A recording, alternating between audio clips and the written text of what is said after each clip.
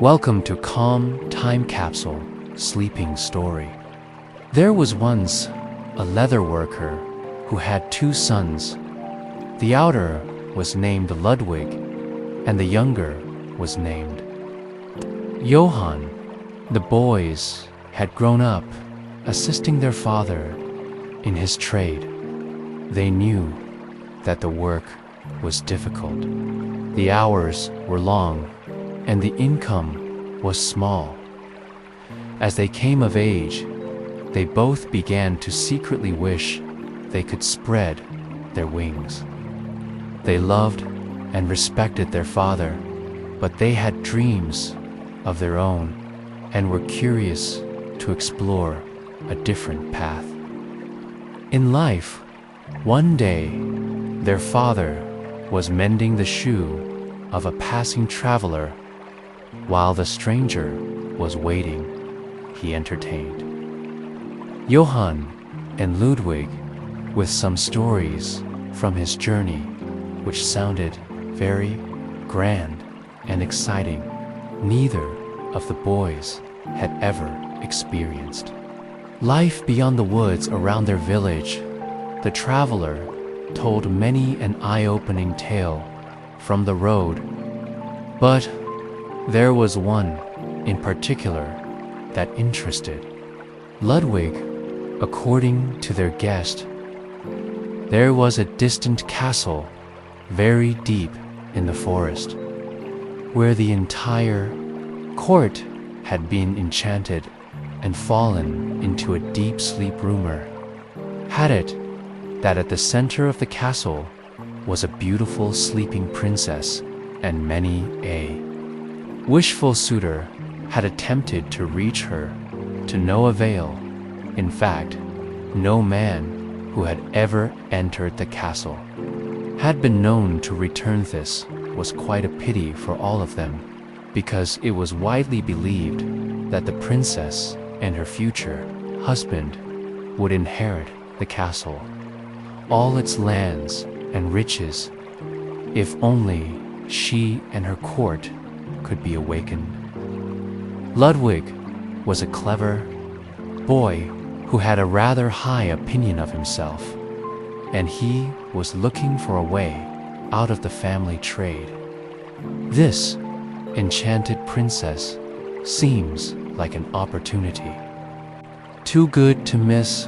When the traveler had paid for his mended shoe and retired to the inn for the night, Ludwig went to speak with his father and brother, told them he would pack himself a bag of provisions and set out to find the enchanted castle.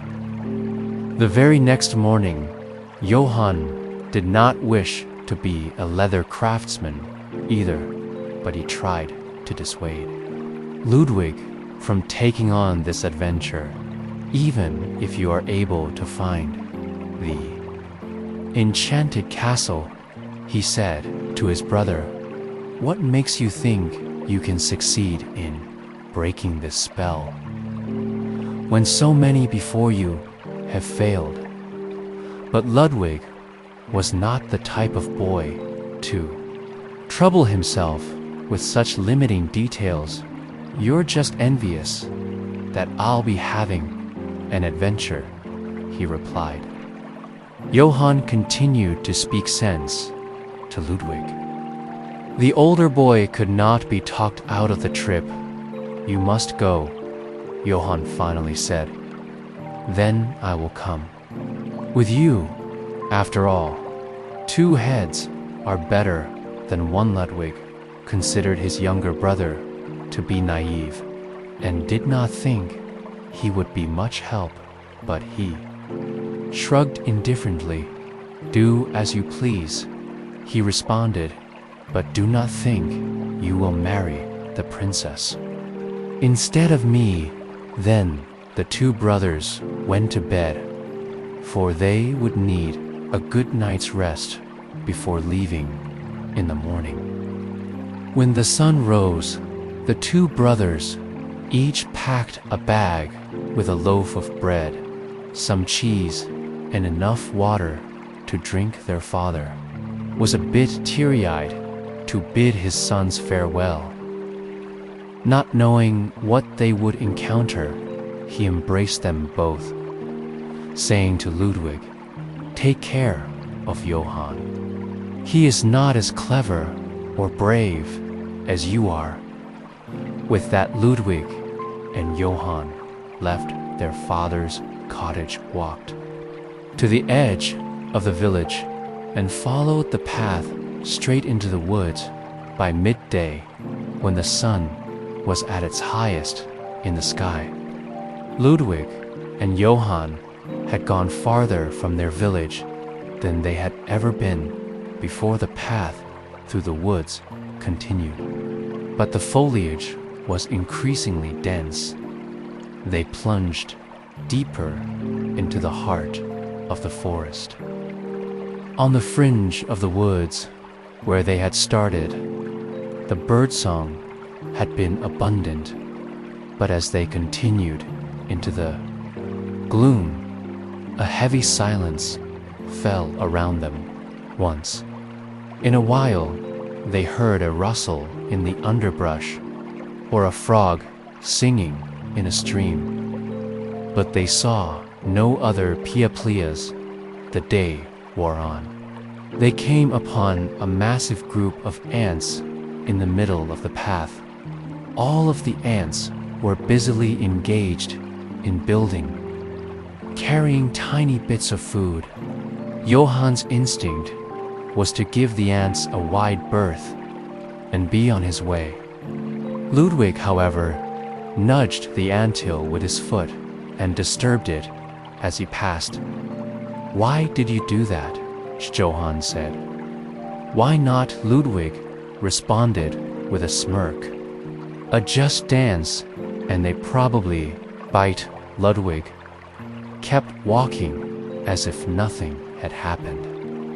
Johann couldn't bear to leave until so unsettled, he put down his bag and gingerly pushed the fallen part of the anthill back in place. To his relief, the ants did not bite him. "Sorry about that," Johann said quietly to the ants. Then he picked up his bag and ran to catch up with Ludwig. The two brothers walked onward through the darkening woods. As the sun moved lower in the sky, they no longer knew where. They were. The path always continued winding through the oddly shaped boulders and over small, bubbling streams. Even their footsteps on the moss made no noise as they traveled. Finally, as twilight fell, the trees opened to a clearing, and they found themselves looking at a shining lake in the light of the setting sun. Johann could see a small flock of ducks gathered a little way down the shore. Some were paddling Apollyon. Others were sitting near the edge of the water. "What good luck," Ludwig said with delight. "We can steal eggs from the ducks for our dinner." Johann looked at him with dismay. "Why would you steal their eggs when you brought bread and cheese for yourself?" he asked his brother. Ludwig looked at him with disdain. "They can always lay more eggs," he scoffed as Johann watched Ludwig walk towards the ducks and scattered them, casting about to see if he could find their nests. Alas, he didn't unearth a single egg. In bad humor, he returned to a spot under a nearby tree and suddenly ate some of the food from his back. Johann observed the ducks as they reconvened on the shore of the lake. Smoothing their ruffled feathers, cautiously he approached them, and then he tore a piece from his loaf of bread, scattered the crumbs lightly, In their direction, I'm sorry about the disturbance, he called quietly to them. The ducks cautiously nibbled at the crumbs, and Johann retired under his own tree to eat the rest of his dinner and make himself comfortable for the night, for in there was no sign of the ducks, and Ludwig did not bother to seek any eggs. The two brothers ate a few bites of food, drank from their water bottles, and picked up their bags.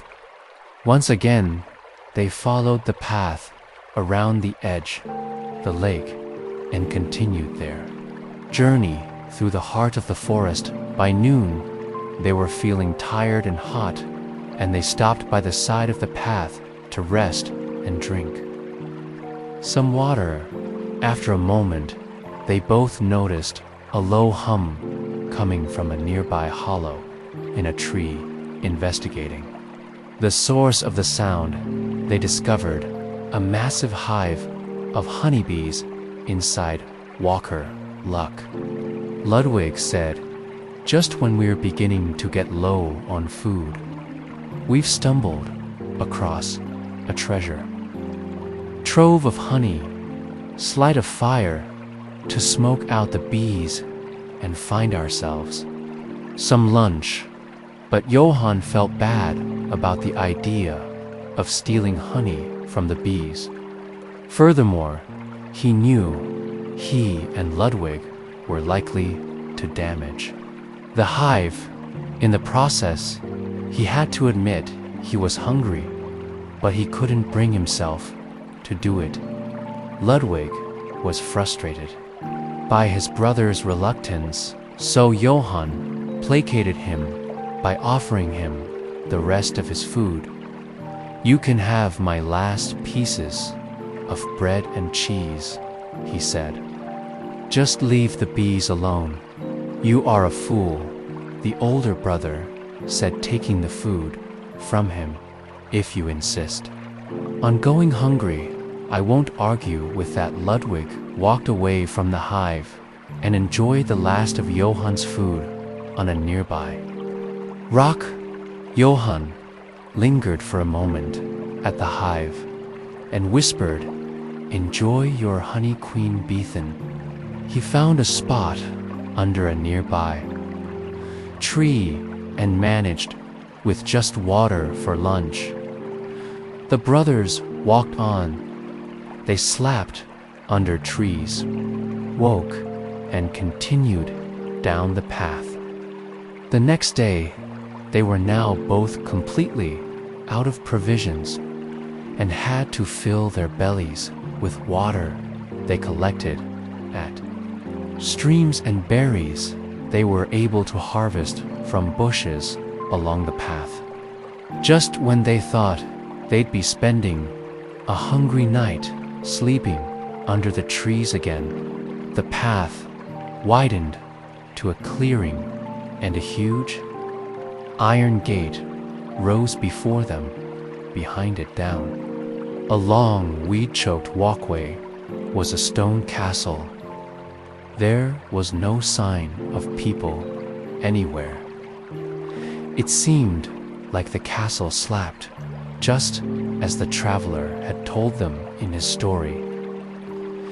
The massive old gate was partway open. Johann felt a bit nervous just forging ahead onto the castle grounds, but Ludwig had no such concerns. Glad to have reached his destination, the older brother strode confidently ahead, taking a deep breath to calm his nerves. Johann followed, peering around him as the two moved towards ancient-looking door at the front steps. When they reached the front of the castle, Ludwig tried the door handle and found it to be locked. There was a little window in the door, however, and the two brothers peered through the ironwork that covered it and squinted as their eyes adjusted to the gloom inside. found themselves looking at a vast, empty entrance hall. Suits of armor stirred in quiet vigilance, covered in dust and cobwebs. There was no sign of life. Undaunted, Ludwig took a step back and spied an enormous iron door knocker in the shape of a gargoyle. Without hesitating, he pulled on the heavy knocker and let it fall. Johann felt like they were disturbing the peace, but they both watched through the little window to see. Anyone would come moments seemed like hours, but finally there was some movement at the back of the dark hall from the depths of the castle. An old woman appeared, shuffling toward the door with no hurry. As she neared their little window, they both stepped back and stood straighter, preparing for her to open the door. Jaham wondered briefly what they would say. Perhaps, "Hello, strange lady. We've come to break the spell on your castle." Or was it better to just pretend they were weary travelers? He had not given this part of the adventure any forethought, as it turned out. Opened slowly, and as if they had been expected, without any expression of surprise, the old woman gestured that the brothers should enter. The Halthi stepped into the cavernous interior and waited a bit uneasily as she swung the door shut behind them, extinguishing the light and their last chance of exit. Then the woman shuffled around them and walked back in the direction she had come, into the dark hallway between the wide curving entryway, staircases, and to the unknown reaches of the castle. Foreign walked behind her, trying not to trip on the flagstones. In the dark, up ahead, they could see a closed door with an interior light, illuminating its edges.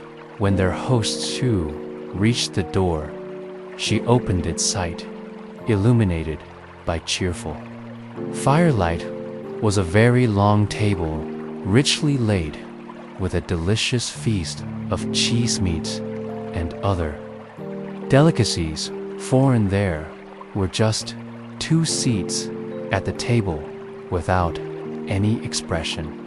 The woman gestured that they should sit, and she left the room again. Johann was a bit nervous to immediately start eating magical food in an enchanted castle, but Ludwig did not appear bothered. He grinned broadly and sat upon the feast with great gusto, saying that his brother wasn't suffering any ill effects from his dinner. Johang gave in to his hunger and took the other Cherthi ate until they couldn't finish another bite. And then they sat back in their soft upholstered chairs, enjoying the warmth of the crackling fire. Without realizing it, they both fell comfortable, dreamless sleep, and stayed that way until morning, when they awakened. The fire was out, and everything that had been on the table was gone. They heard the door opening and turned to see the same old woman, lit from behind by the morning light from the distant entry hall. Without any greeting, she spoke order to break the enchantment of this castle. You will have to pass 3 tests. I do not suggest you undertake these lightly, because nobody has passed you first one many. Men have tried and failed. Those who do not succeed fall under the enchantment. They are all sleeping here in the castle now, and they won't awaken until the spell is broken. Hearing this, Johann felt concerned after all the odds of succeeding at this task did not seem good. And why should he be any more clever or lucky than the last man? Ludwig, however, had immense confidence in his own abilities. He stepped forward and arrogantly announced that he was ready to take on the first task. Old woman shrugged and motioned for Ludwig to follow her. She led him down some winding hallways through the deserted castle kitchen, and then out her back door to what must once have been a thriving kitchen garden. Ludwig stood and surveyed the plot. Now overgrown with vines, grass, and weeds, there are 1,000 seeds scattered in this garden. The woman told him, "You have until nightfall to find every single one. Even if you find only 999 seeds, you will fail the task and fall under the enchantment." Then, without ceremony, the woman turned and went back inside the castle. Ludwig got to work. He tore aside vines and rooted through weedy patches here and there. He found a seed and slipped it into his pocket. He did this without stopping for food, drink, or rest all day long as the sun dropped low in the sky. He took stock of the seeds in his pocket and found he had less than 200. He tried to work faster as the light slipped away. He pulled up grass, grabbed in the dirt. However, it was to no avail as the sun dropped below the horizon. Ludwig went back inside the castle, hoping to bargain with the old woman for a few more hours. But he didn't even get as far as the room where Johann awaited him. He fell deep asleep on a bench in the hall. Ludwig had failed the test. Meanwhile, Johann was alone in the room with a fireplace. He did not know what had happened to his brother, but the table set itself with a magical feast. Again, at dinner time, a crackling fire materialized in a large stone fireplace and warmly illuminated a table full of meats, cheeses, and delicacies, just like it had the night before. Johann was very hungry, so he sat by himself and ate a generous dinner. Then, just like he'd done the night before, he succumbed to the warmth of the fire and the fullness of his belly, allowing his worries to rest for the night. He slumbered peacefully again in his comfortable chair. In the morning, the old woman appeared in the door. "Your brother has failed the first task, and he is now deeply asleep," she told.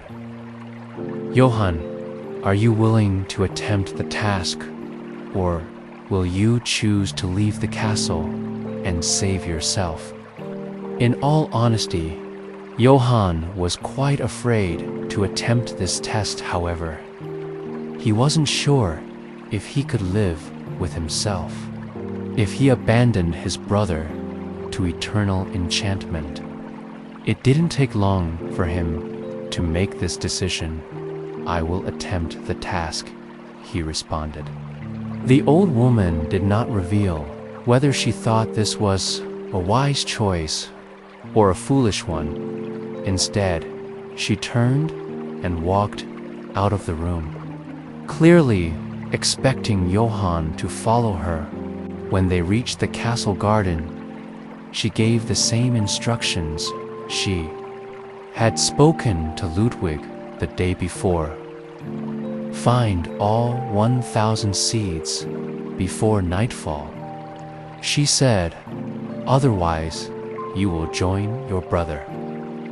In perpetual dreams, Johann felt a sense of hopelessness surveyed the terribly overgrown garden. How could he possibly find 1,000 seeds there? For a time, he tugged up vines and pushed through the grasses, picking up seeds here and there. After an hour, however, he could easily see, but this pace would never do.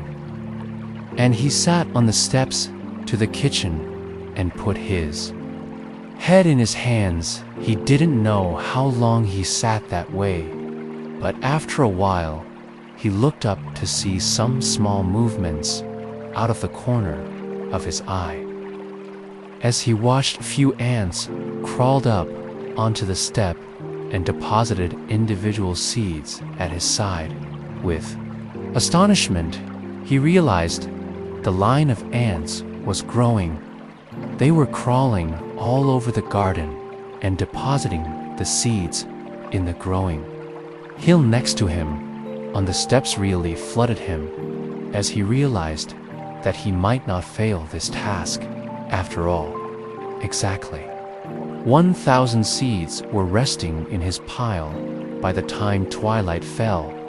He had rebuilt their anthill for them, and now they had made a special hill of precious seeds for him.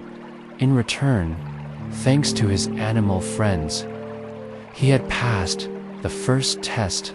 That night, Johann feasted at the magical table with a mixture of happiness and concern. He was delighted to have succeeded at collecting the seeds, but he was also nervous about what the second task would be. He didn't have long to wait before he would find out. In the morning, the old woman reappeared and motioned for him to follow her again. They exited the house through the kitchen door. This time, they proceeded through the wetty kitchen garden and then followed a wide path around the side. The castle, where Johann saw a large lake. The lake had obviously been very pretty at one time. There were elegant benches here and there, with intricate trellises covering them. Roses now run rampant, unchecked by pruning for a very long time. Brushes that had once been trimmed into fanciful shapes were now completely ragged and overgrown. A fountain in the middle of the lake lay silent, covered in moss. Lake itself was covered with lily pads and algae. The woman gestured at the water somewhere. At the bottom of this lake, there is a key that will open the door to our sleeping princess. You have until nightfall to find that key, or else you will fail the test and fall into a deep sleep, like your brother and all the suitors before him. Without any further help or explanation, the woman turned and walked back toward the castle. Johann looked hopelessly at the lake, knowing that the only option was to begin searching. He waded unsteadily ahead. Immediately, his shoes sank into the mud. Underneath the water, and the algae collected around his knees. Not only was it hard to walk, he couldn't see anything in the murky depths of the lake after a few minutes. He returned to dry land, pulling his mud-filled shoes with him. He sat hopelessly on a nearby bench, agonizing over his situation as he desperately tried to think of a solution. Some ducks flew into view, circling the lake. They descended, swimming delicately among the lily pads and dunking their feathered heads beneath the water. Soon, an entire flock was there splashing and swimming. The birds did this for hours, slowly making their way around the entire lake. Finally, as the sun drew lower in the sky, one of the ducks waddled up onto the shoreline and stepped delicately toward Johann, where he sat on the bench. In its bill was a golden key. Johann gratefully took the key from the duck and shed some tears of relief, seeing that their work was done. The rest of the ducks rose from the water, flew off into the sunset. They had repaid their debt to the brother who had helped them. A few days ago, Johann had passed a second test, just like he had on the previous 2 nights. Johann ate well at the magical dinner table and slept in his chair when the old woman appeared. In the morning, however, he was very nervous. He felt he'd been lucky with the help he'd received for his first 2 tasks. He couldn't imagine how he would pass the third one this time. The woman did not lead him to the kitchen. Rather, she indicated that he should accompany her up one of the large, curving staircases to the highest reaches of the castle. He followed her echoing steps through a long, dusty corridor, stopping in front of a cobweb-covered door. At the end, she produced the key the ducks had found. In the lake yesterday, she inserted the key in the lock and turned it, and the door groaned in protest as it was pushed open. Johann stepped into the doorway and surveyed the interior. The room was lit by very tall windows. Straight ahead, there was a large canopied bed draped in velvet dust motes, drifted across the sunbeams that struggled through the dirty window glass. It looked as if nobody had been in this room for a long time. After a moment, Johann realized there were 3 lovely maidens lying in the large bed. All of them were identical white night dresses. They were fast asleep. One of these sleeping maidens is the princess. The woman said the other 2 are her ladies in waiting on the day that they were enchanted. They each had a sweet after dinner. The 2 ladies in waiting each chose little candies made with white sugar. However, the princess preferred honey, and she ate a honey cake to break the enchantment.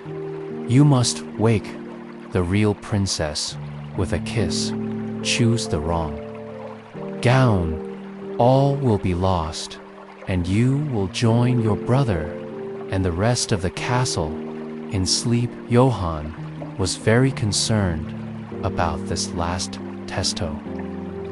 Was he to know which of these identically attired maidens was royalty, or who had eaten honey cake? He stood in front of the bed and wondered how he would make his choice. As he pondered his fate, he became aware of a hum near his ear. Turning, he saw that it was a honeybee, and judging by her appearance, she was a special one. Fact, it was the queen bee who had entered the chamber and was now hovering over the maidens on the bed. Johann watched silently as the bee moved lightly from one girl to another, never landing but hovering briefly over each after a few moments. The queen bee returned to the maiden at the far left of the bed. As Johann watched the bee slowly circled over her head 3 times, he knew what this meant. That maiden had eaten honey. Her task accomplished, the queen bee flew once around the room and then disappeared through the open door. Johann approached the maiden on the left of the bed and gently kissed her on the cheek.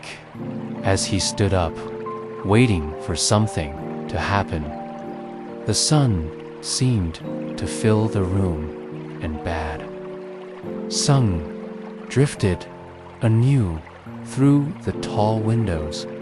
As he watched, the princess fluttered her eyes once, twice, and opened them as her vision focused on Johann's. Puzzled look spread across her face, and she said, "Goodness, I've had the strangest dream that day. The entire castle awakened. The people of the court didn't really remember what had happened or how long they'd been sleeping. All the failed suitors, of course, had one final memory of not finding 1,000 seeds, and they were rather ashamed about that. Still, the king ordered that the cobwebs be cleared, and the magical table produced a grand feast for everyone to attend that night. Everyone, from the scullery maid to the king, thanked Johann for his brave efforts. He and the princess discussed their mutual love for cake. Most of the unsuccessful suitors left the castle that night, but Ludwig stayed to see his brother. Johann and the princess happily married after his humbling adventure. He was a changed man with a much smaller ego. As it happened, one of the ladies in waiting took a shine to him, and they were eventually betrothed as well. So it was that both Johann and Ludwig lived happily ever after in the castle. They sent for their father to come and live out his days with them in comfort, and they were all often seen scattering breadcrumbs for the ducks, protecting the beehives, and making way for ants crossing the path, the magical dream world. Tonight, we find ourselves in the realm of dreams, known as the dream world. It's a magical place where all of our imaginings play out. Everything is much brighter and more whimsical than what we usually encounter in our ordinary day-to-day lives. This realm exists outside of the normal plane of existence. It's only accessible through our dreams. It's a place where our imaginations are given free rein and all boundaries are lifted. Anything is possible. Not even the sky is the limit. The dream world may not be a tangible place or one we can pinpoint on a map, but it is somewhere We visit every night, while tonight's adventure is likely different from other dreams you've had. That's normal for the dream world. It's a place that's ever-changing, always shifting, and molding itself to what we and others need. Even things that don't exist in the natural world can come to life here in our dreams. The laws of the universe are suspended. Surreal experiences like flying or having superpowers happen during our nightly forays into this dreamscape. The dream world, like any magical place, has its fair share of fantastical creatures and qualities. We might encounter bunnies that fly or trees that sing. It's where all our favorite things exist, whether or not they do in everyday life. With that, let's journey there now, to this place where anything and everything is possible, and see what we can find. As you enter the dream world, you find yourself on a dirt path, lined on both sides by glistening expanses of emerald green grass. Every blade of grass is decorated with tiny droplets of dew shining in the morning sun. A white picket fence extends along the dirt path. The brown terrain feels soft and comfortable under your feet. It makes satisfying crunch as you step on the crumbling dirt. Together, the fence and the path guide you onwards into the dream world. Soon you begin to see the full landscape taking shape. There are all kinds of trees here, standing like sentinels around you. Some are tall and spindly, while others have grand thick trunks that are gnarled with age. There are dark brown trees, white trees, and even more in shades of lilac, andros. Their branches are decorated with vibrant leaves, and they droop with the weight of clusters of luscious orange and yellow fruit. There is a light breeze which carries with it the scent of orange blossoms and peaches, so ripe and juicy you can almost taste them. Peeking over the horizon is the sun. It's warm. Rays tickle your cheeks.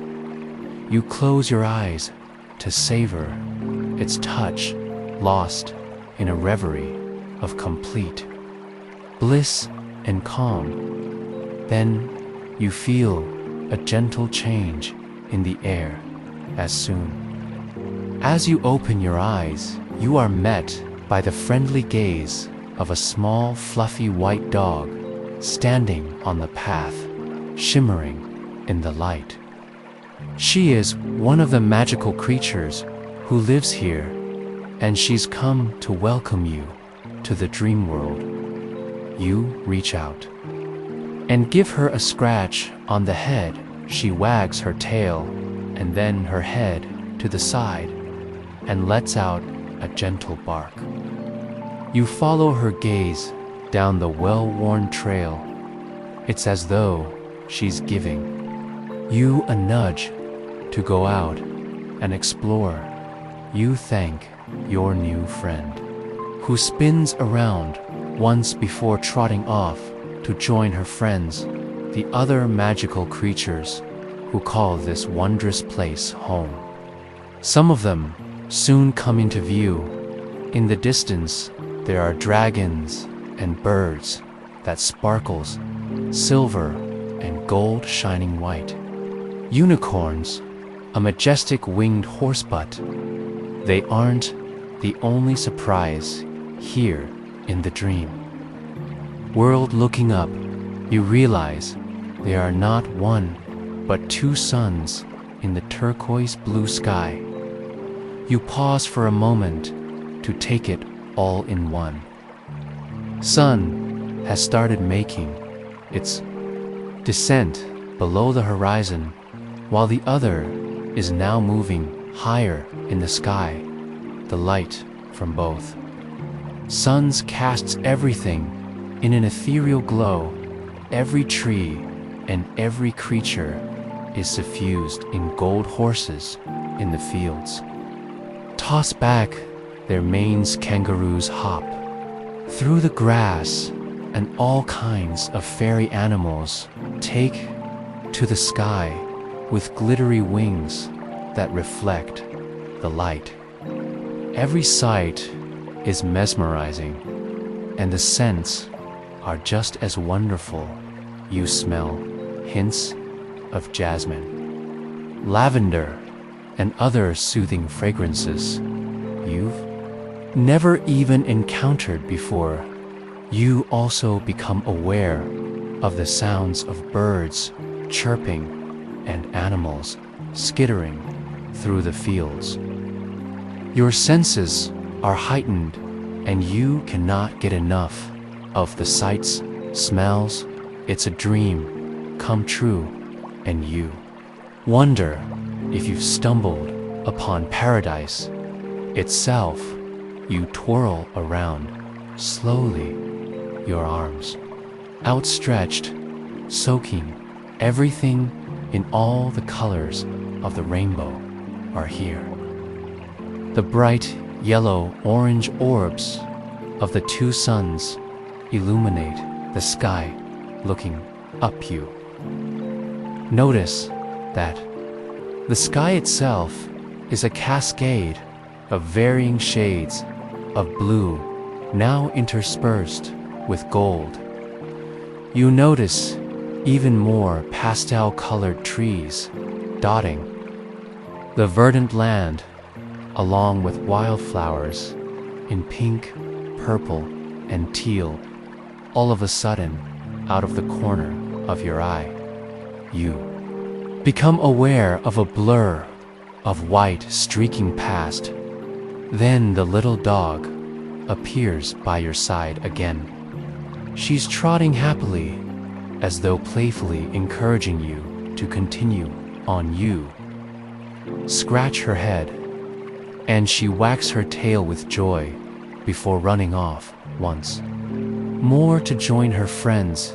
As you pass dazzling trees, you see curtains of teal and pale pink leaves drifting lazily down from their branches.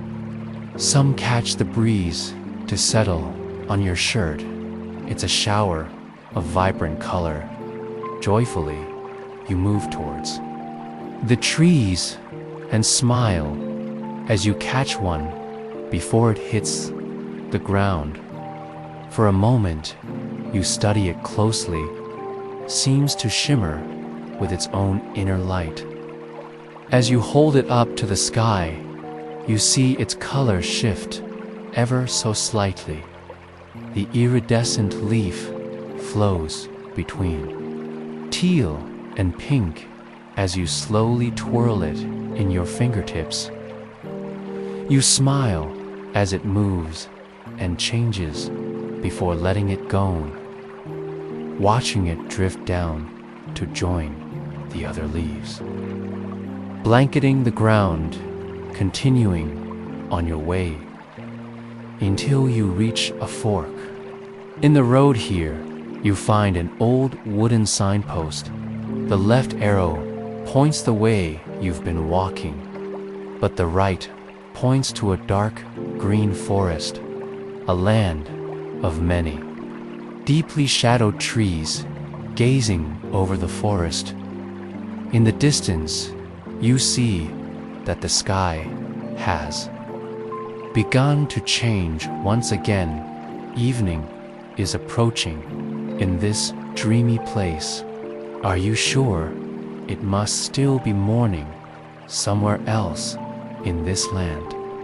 Looking up high above the treetops, you can make out numerous planets of various sizes and colors doing a celestial dance, and there are countless luminous stars twinkling overhead.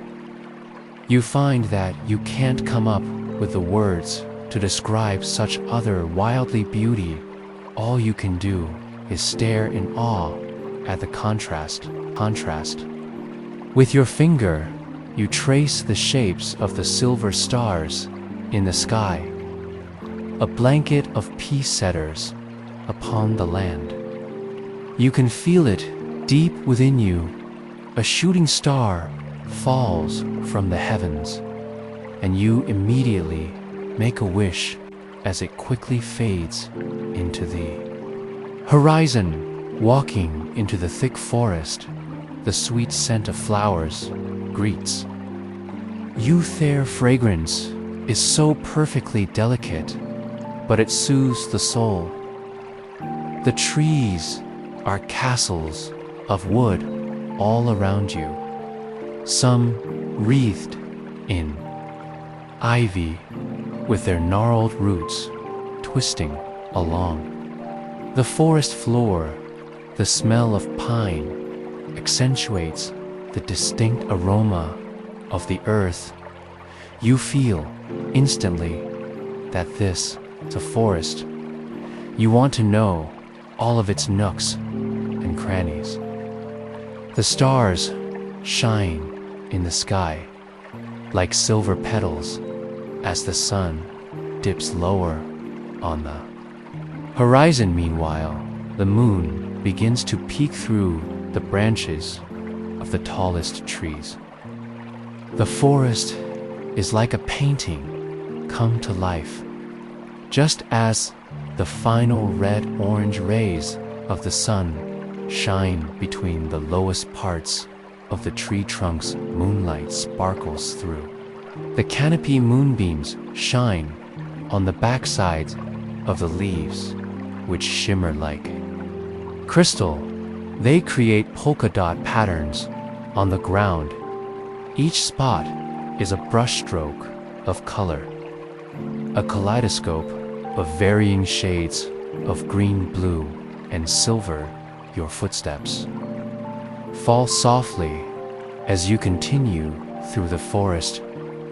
You notice the crisp snap of twigs underneath your feet and the faint rustling of leaves. The forest is full of life. Somewhere in the distance is the hoot of fawn owl, followed by the barely audible croak of a frog. You hear the constant sound of a breeze and the gentle gurgling of a small creek. Lilting bird song drifts down from the canopy as you walk on. You're struck by the size and majesty of the timeless trees around you. Bay tower high into the night sky until they disappear. The atmosphere here is so calm and tranquil. In to take it all in, you continue on into the thicket of foliage. All of a sudden, the path is lit up by what seem to be glittering jewels.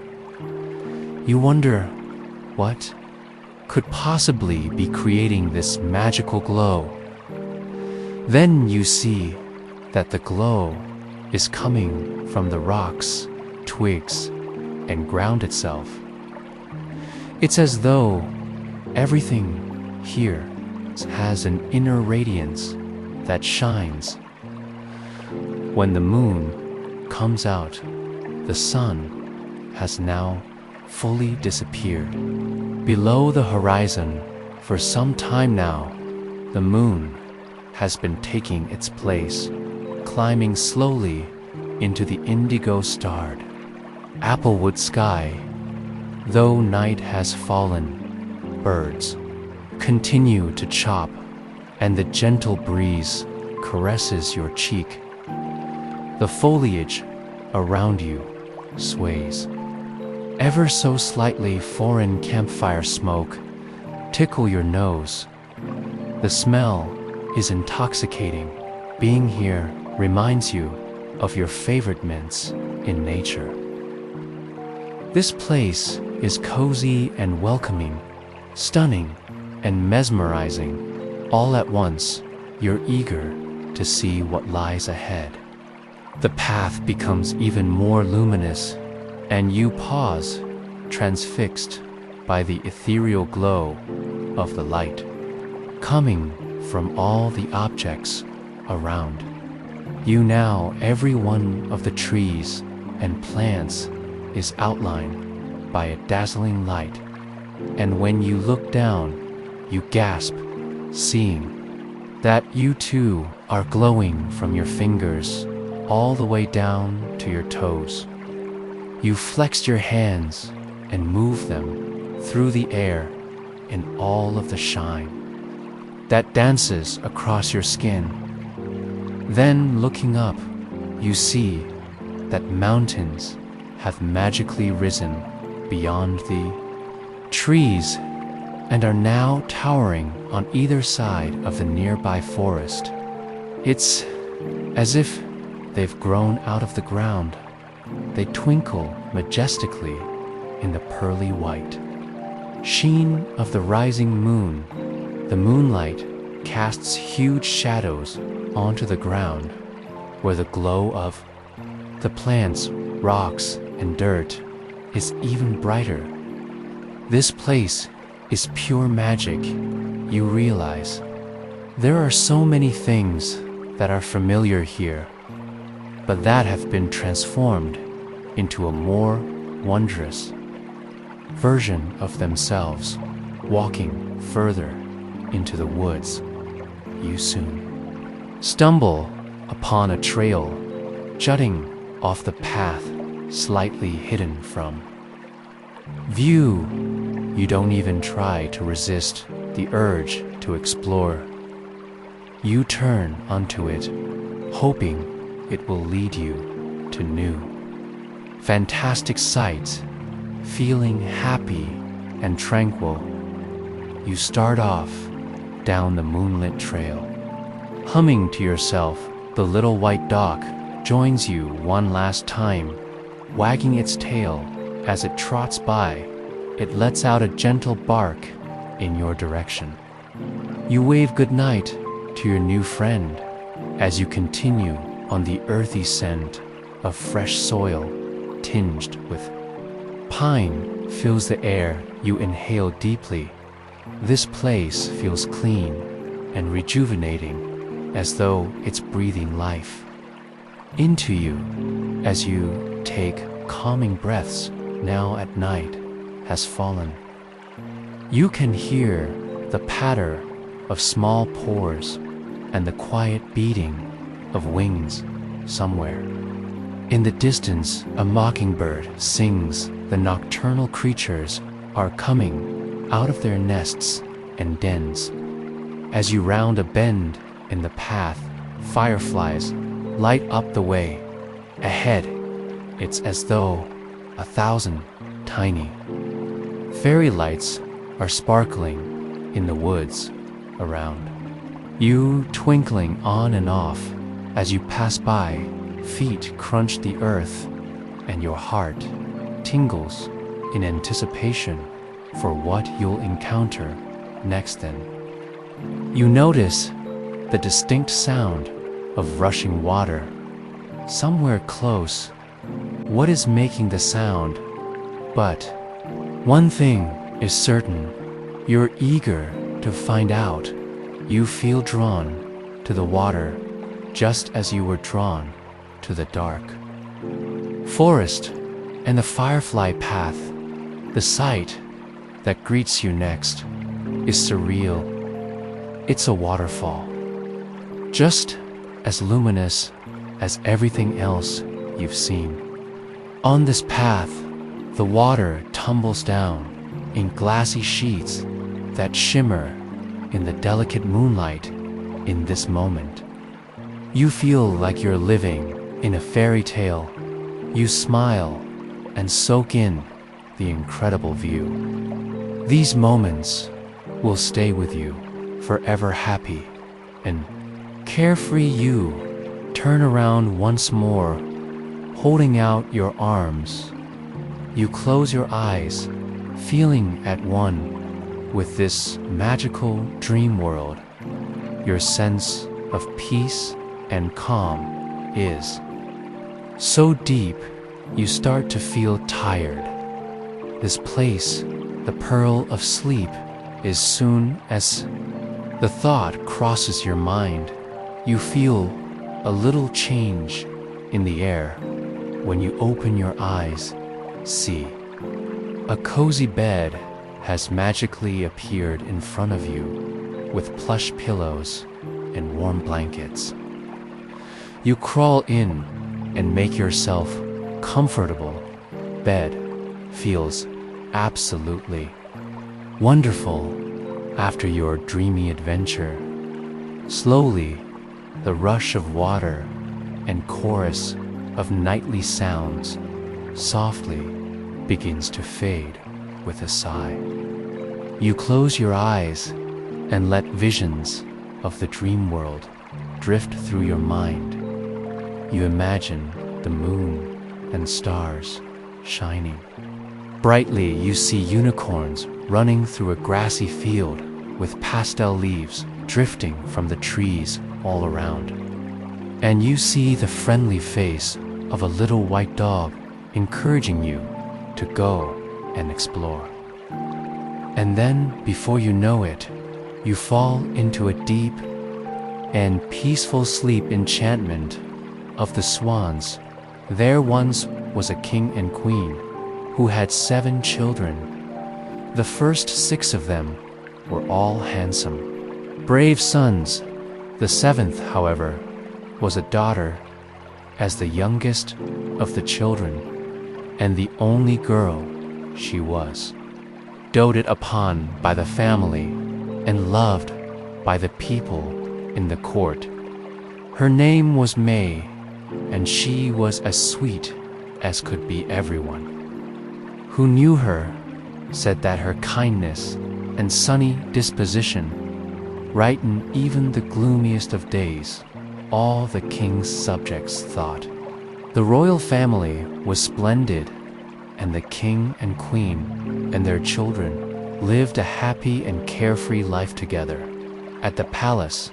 As the princes grew older, they became a bit tired of being confined within the tame boundaries of the castle garden. So their parents allowed them to begin exploring the woods from time to time.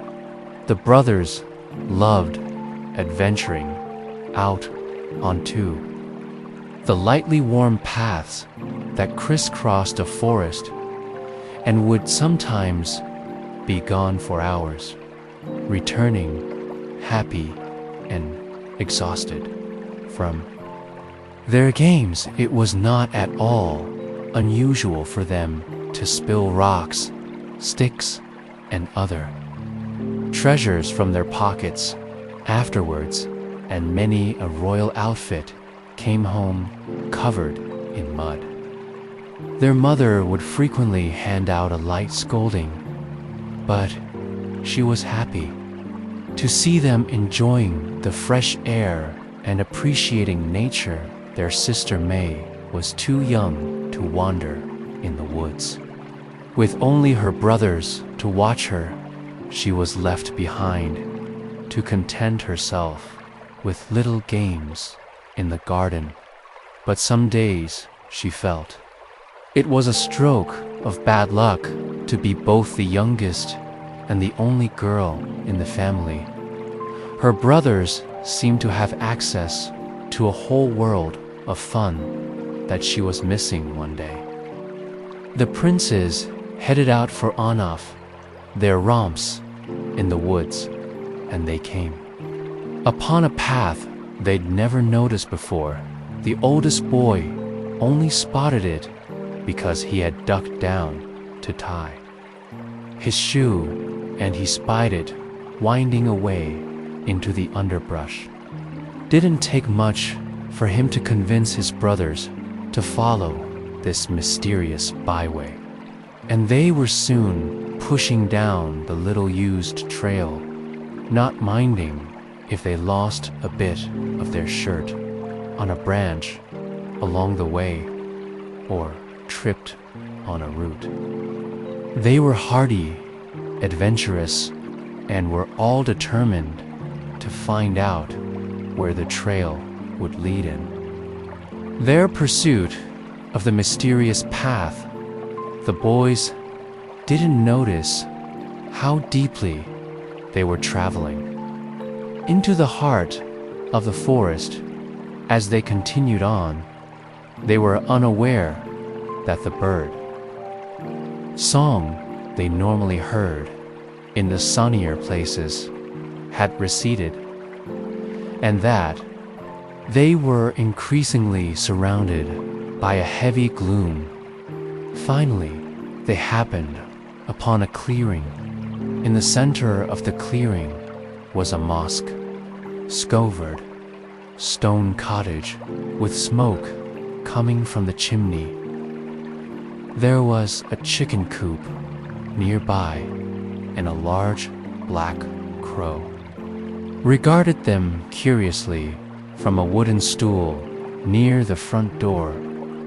"Who do you think lives way out here?" One of the brothers said maybe it's a woodcutter. Another suggested the boys scan the clearing for signs of a large woodpile and found none. In the center of the garden, however, was the strangest thing, a pile of enormous white swan feathers, as if the person who lived there was in the process of collecting the stuffing for an Ida. Down as they stood, admiring the size of them, an old woman opened the door and stepped out into the yard. "I don't like visitors," she said. "What is your business here?" Then, seeing that a few of them were about to pick up the feathers and examine them, her tone turned to one of caution. "Don't touch those, you will be sorry," she warned. Unfortunately, her warning was too late. As they stood, each of the 4 boys who were holding a feather felt a strange sensation. There was a moment where time seemed to stand still. Then, when they looked at each other, there were only 2 princes left in sight. Where the other 2 brothers had been, all that any of them could see was a flock of 4 white swans trying to make sense of what was going on. The last 2 boys grabbed feathers of their own. In moments, the transformation was complete. The old woman opened her mouth to speak again, looking a bit regretful. However, the brothers were in a state of confusion. Before she could say anything, they had flown off into the woods together, leaving only a few snowy white feathers in their wake. The princes did not return home to the palace that night, or the next, or the next. The king sent many search parties into the woods in an attempt to find out where his sons had gone, but the searches always came back empty-handed after weeks of looking. Everyone had to admit that the boys were gone without a trace. Their mother took to her bed in a deep melancholy, and the king could not be consoled during all of this. Their younger sister May was left entirely to her own devices. She wandered the halls of the palace and the paths of the garden restlessly, unsure of how to cheer up her parents or help to find her missing brothers. One day, months after the disappearance, May was sitting on a bench in the far reaches of the castle garden. She was supposed to be practicing her needlework, but the sun was warm on her shoulders and the flowers smelled intoxicating. She had dropped the tedious stitching on the bench, where she sat and was lost in her thoughts, feeling increasingly drowsy. She felt a small movement next to her, and lo and behold, opened her eyes to see a large black crow sitting at her side. It was observing her with a very intelligent gaze, and at its feet was a large ball of golden yarn. Caught her breath and didn't move. Not wanting to start all the bad, the crow didn't seem nervous though, and merely hopped a few feet, looked at her one more time, and then spread its wings and flew.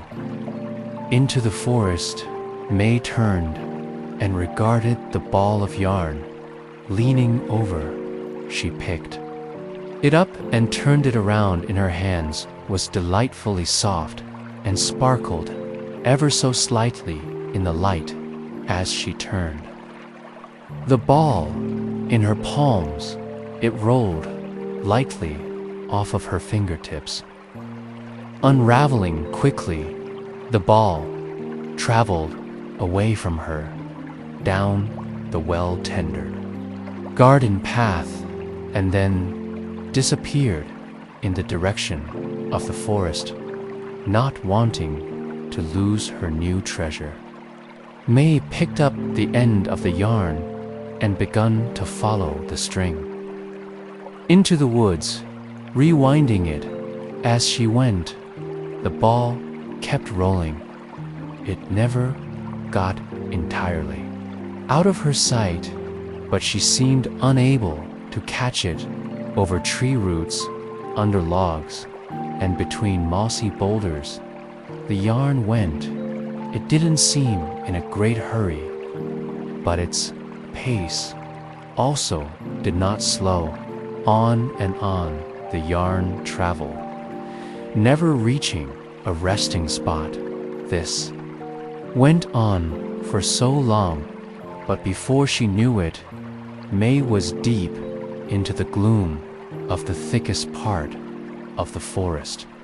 If she had taken a moment to rest in her pursuit of the yarn, the princess would have realized she had left no trail behind her to mark her way home. Either finally, as the sun moved lower in the sky, the yarn ball rolled up and over a little wooden bridge across a stream. May followed across the bridge and found herself in a snug hollow under towering old trees. In the middle of the clearing was a cottage. The yarn rolled up to the door of the house and finally stopped. May wrapped the remaining loose end around the yarn ball, put it in her pocket, unlikely knocked on the wooden door when she heard nothing and nobody answered.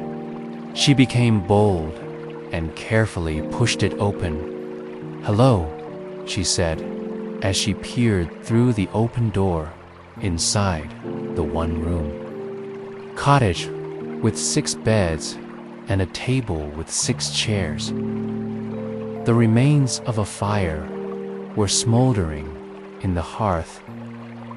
Although she knew she was intruding, May was suddenly so tired she decided to lie down briefly on one of the beds. She sank gratefully into the soft mattress, her head resting on the downy white pillow. The last remnants of the fire glowed warmly in the grate, and she could see through the window that the sun would be setting soon. She would just rest for a moment, she thought. Before she knew it, she was fast asleep. May was awakened by a fluttering sound outside the house, and she sat up on the bed. The sun had set, and it took a moment for her eyes to adjust to the gloom moving to the window.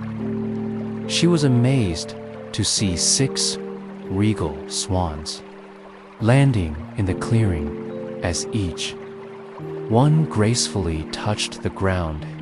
His wings and white feathers disappeared, and there, instead of a bird, stood a young man. May realized immediately that she had found her missing. Brothers, naturally, the boys were overjoyed to see their sister again. A new fire was built in the hearth, and the princess and the princess had a lively evening inside. The house, so glad to once again be together. The boys told me what had happened to them that day many months ago in the old woman's garden, and how they had built this house in the forest to hide their predicament from their parents. They explained that with each sunrise, are transformed back into swans. They roamed to the land during the day and returned its sunset to their house, where they spent the night in their human forms once again. But brothers, she said, surely there is a way that this spell can be broken. The boys looked at each other mournfully and hung their heads. The oldest prince explained. The old woman regretted that we stumbled upon her enchanted feathers. However, she says she cannot break the spell herself. May looked from one brother to the next. Is there anyone who can reverse this spell? She asked.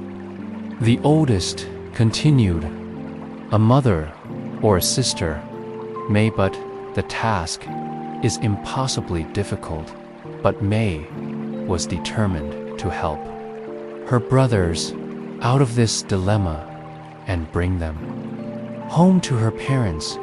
Go on, she said. Tell me what I must do. You must sew a new shirt for each of us in only thread and daisies. He explained, until the last shirt is finished, you can never speak or laugh, not even once. If you do, our chance of breaking the spell will be lost, and the enchantment will be permanent. May pondered what her brother had told her. This would be a difficult task indeed, and she feared she would not have the courage. Still, there was no alternative. She could not return to the castle and ask her mother to take on this impossible test. If the spell was to be broken, she would have to do it herself. The brothers agreed reluctantly, and it was decided that she would begin the task tomorrow. Fortunately, the daisies were in bloom. She would begin by collecting as many as she could. Her brothers made her a comfortable bed by the hearth, and she bid him good night, knowing this was the last word. She would speak to them for quite some time. When May awakened in the morning, the sun was high in the sky, and her brothers had vanished. They had left her a plate with some brown bread and soft cheese, as well as a cup of coffee. She gladly ate her breakfast while she thought about what she needed to do. She knew from her many hours in the castle garden that daisies tended to prefer sunshine, and this was not a particularly bright spot in the forest. How would she search for some daisies without losing her way, she wondered. Then she had an idea. May took the ball of golden yarn to the doorstep and dropped it on the ground, immediately rolled off into the woods as if it knew where it must go. May followed after it, but this time she did not roll up the end of the yarn behind her, knowing that she needed to see. The way home, the yarn bumped along over tree roots, and under fallen logs, it rounded mossy boulders and skipped over streams. After a little while, she saw sunshine ahead. The yarn ball rolled to a stop in a field absolutely covered in wildflowers. May spent the rest of the morning gathering as many daisies as she could carry. When her arms could hold no more, she followed the length of the yarn back to the house in the woods, rolling the ball up as she went. By mid-afternoon, she was settled in the cozy cottage with a large pile of daisies covering the table.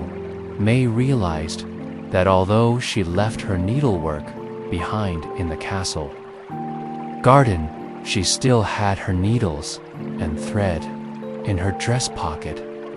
How lucky was that, grateful that she had paid at least some attention during her sewing lessons. May sat down at the table, and in the light from the window, she found a way to begin sewing daisies together. When her brothers returned that evening, he found her hard at work by the light of the fire, and so their new routine together began. Each morning, the brothers would transform into swans and fly away. The weather was pretty, as it often was in the summer and early autumn. May would sit outside on the steps or in the branches of a nearby tree, sewing in the dappled sunlight. She would work all day, never speaking even to herself. The work was very slow, and difficult weeks passed before the first chat was even partially finished. Her eyes grew tired from threading the needle, and her fingers became rough from the flower stems. Still she worked on. She sewed outside in fair weather and inside by the fire. If it rained, sometimes the familiar black crow would appear and sit with her in companionable silence. It did get lonely, but her resolve did not waver. Her brothers tried to keep her spirits up by bringing food and drink and other pretty things to comfort her. One time, it was a lovely red hair ribbon. As the weather began to grow colder and autumn arrived, they gave her a pretty soft wool cape to keep her warm. Eventually, the days grew short, which was wonderful for the brothers because they had more time after sunset in their human form. The boys all sat down around the fireplace, telling stories at night. May was careful to listen, but not join in. She was always mindful of her responsibility to uphold her vow of silence. As the winter wore on, May sewed by the firelight while the snow flew. Outside, burying the world in white, one shirt was nearing completion. she had only to finish the sleeve, and it would be done. The snow melted, and the crocuses appeared. The days got longer and brighter. Again, finally, as summer dawned, had one entire shirt made of daisies. It had taken almost 1 year to make the first shirt, and now May was completely out of flowers. Luckily, it was once again early summer, and the flowers had returned. She followed the yarn bowl back to the field where she'd found the daisies the year before, as she had her last time. She filled her arms with as many daisies as she'd possibly carry, and then returned to the little house she shared with her brothers, pursuing the yarn trail, the entire way beginning again. She sewed from morning to night, sat outside in the sun or inside with a candle. The second shirt took shape. Slowly but surely it was completed by the following June. By the time the third chat had been finished, another year later, May had grown from a girl into a lovely young woman. Sometimes, while she sat threading her needle, she wondered if she'd ever remember how to speak or laugh again. Halfway through this test of her will, she was as determined as ever to break the enchantment on. Her brothers she did, however, miss singing, laughing, telling stories, and having some company. She knew that had she been at home, she'd be attending balls and meeting sweeters. Ever, she did not feel that she was making the wrong choice, saving her brothers was more important. She was sitting on the crook of her favorite tree one day with a black crow keeping her company, when something unusual happened. A small group of riders emerged from the forest and stopped in the clearing where she was working. Years since she'd seen anyone other than her brothers. But luckily, she remembered not to speak and just stared at these strangers, hoping they didn't mean any harm. The party consisted of 3 men and 2 ladies. All of them were richly dressed in velvet and rode beautiful, noble-looking horses. They seemed as taken aback to see May as she was to see them looking around the clearing. They concluded that she was alone, and the man on the finest-looking white horse spoke to her. "Excuse me, do you live here, miss?" he asked. May was able to nod, but she could say nothing else. "Are you here all by yourself?" he continued. "Surely you aren't surviving out here on your own." May could say nothing. The nobles discussed quietly among themselves. And finally, the man spoke to May again. "Come, fetch your things. We'll take you to the castle where you will have company and safety in our care." "I cannot be guilty of leaving a lady in distress." May was not in distress at all. She was not interested in coming with these lords and ladies to their castle.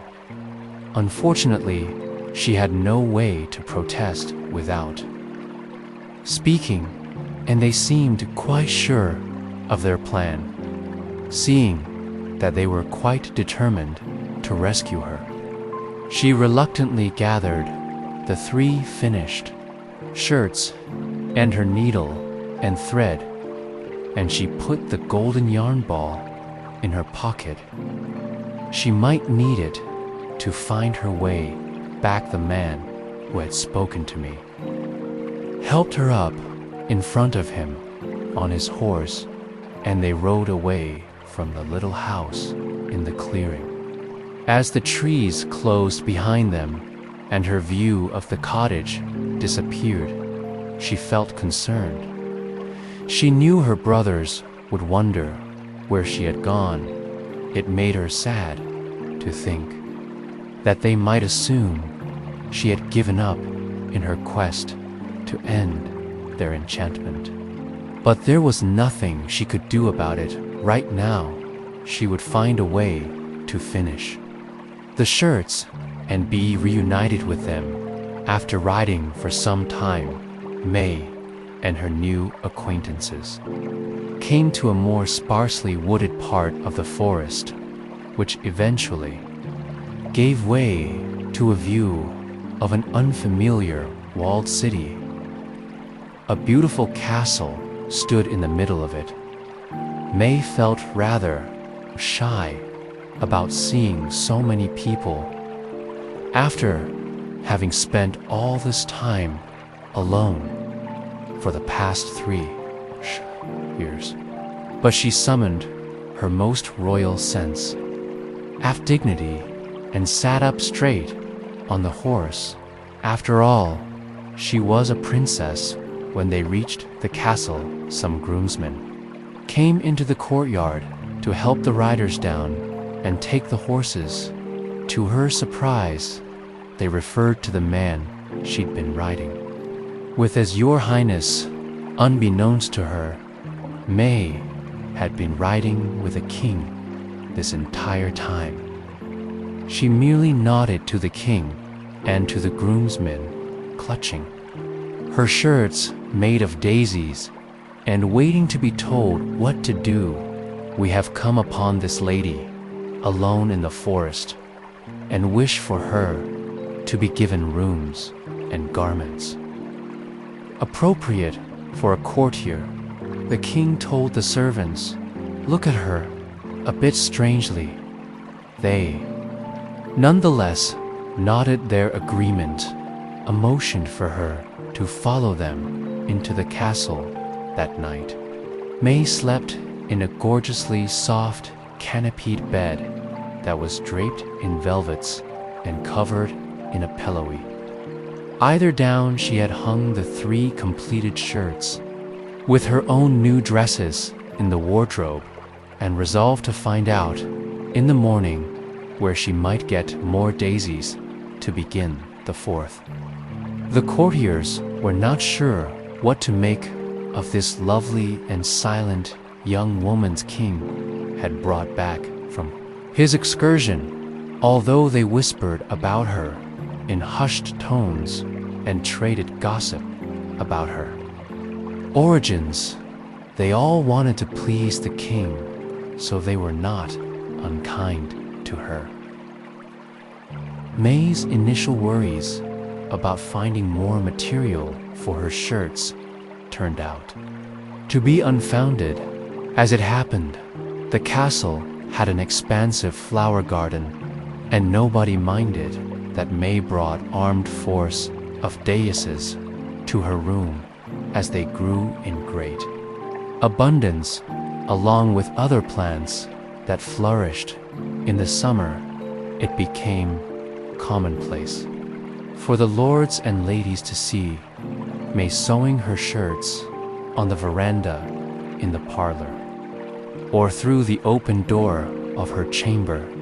They all secretly thought she was quite strange, never uttering a word and working on this unusual project day and night. The king, however, found that he was slowly becoming enamored of this silent and beautiful woman who demanded nothing of him and didn't try at all to flatter him or gain his favor. On the contrary, he was impressed by her dedication and perseverance. In short, he realized he had fallen in love with her on the 1 year anniversary of May's arrival at the castle, the king got up the courage to ask her if she would marry him. Surely, he thought, if she truly felt something for him, she could break her salance and accept his proposal. He sought her out on the veranda, where she was beginning to sew, the fifth shirt kneeling next to her.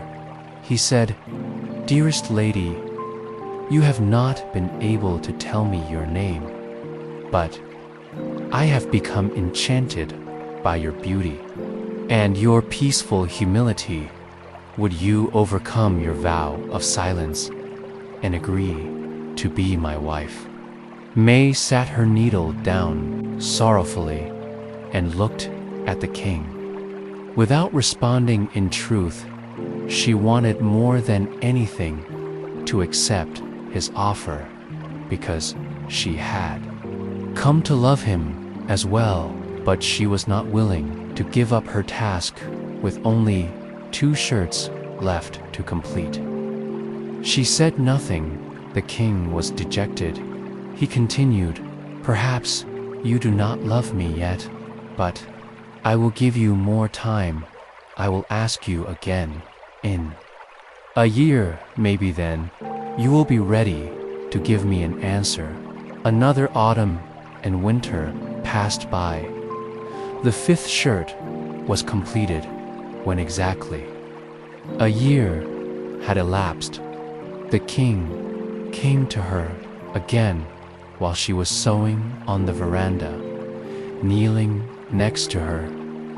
He repeated, "Dearest lady, another year has passed, and I still do not know your name, but I am head over heels in love with Udo.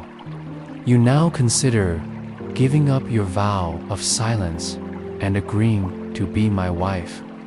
Took everything she had in her for me not to respond by waiting patiently for another year and asking again." The king had made her love him even more still. She was not finished with all 6 shirts. Freeing her brothers was more important to her than marrying the king. She felt it was her duty to maintain her silence. King was very sad that she didn't respond again. He said, "Cannot admit defeat just yet. I will ask you to declare your love for me just once more in a year's time. If then you still cannot break your silence, I will assume you never want to marry me, and I will obey your wishes and return you to your solitary life in the forest." The last year of her task seemed like the hardest. As the seasons wore on, May tried to speed her process, knowing that she must finish the 6th shirt before the king came to ask her for her hand one final time. It felt, however, as if the enchantment slowed the work. Despite me having 5 years of practice with sewing the daises, this shirt did not come together any faster than the first 5. As the summer season neared, she worked day and night.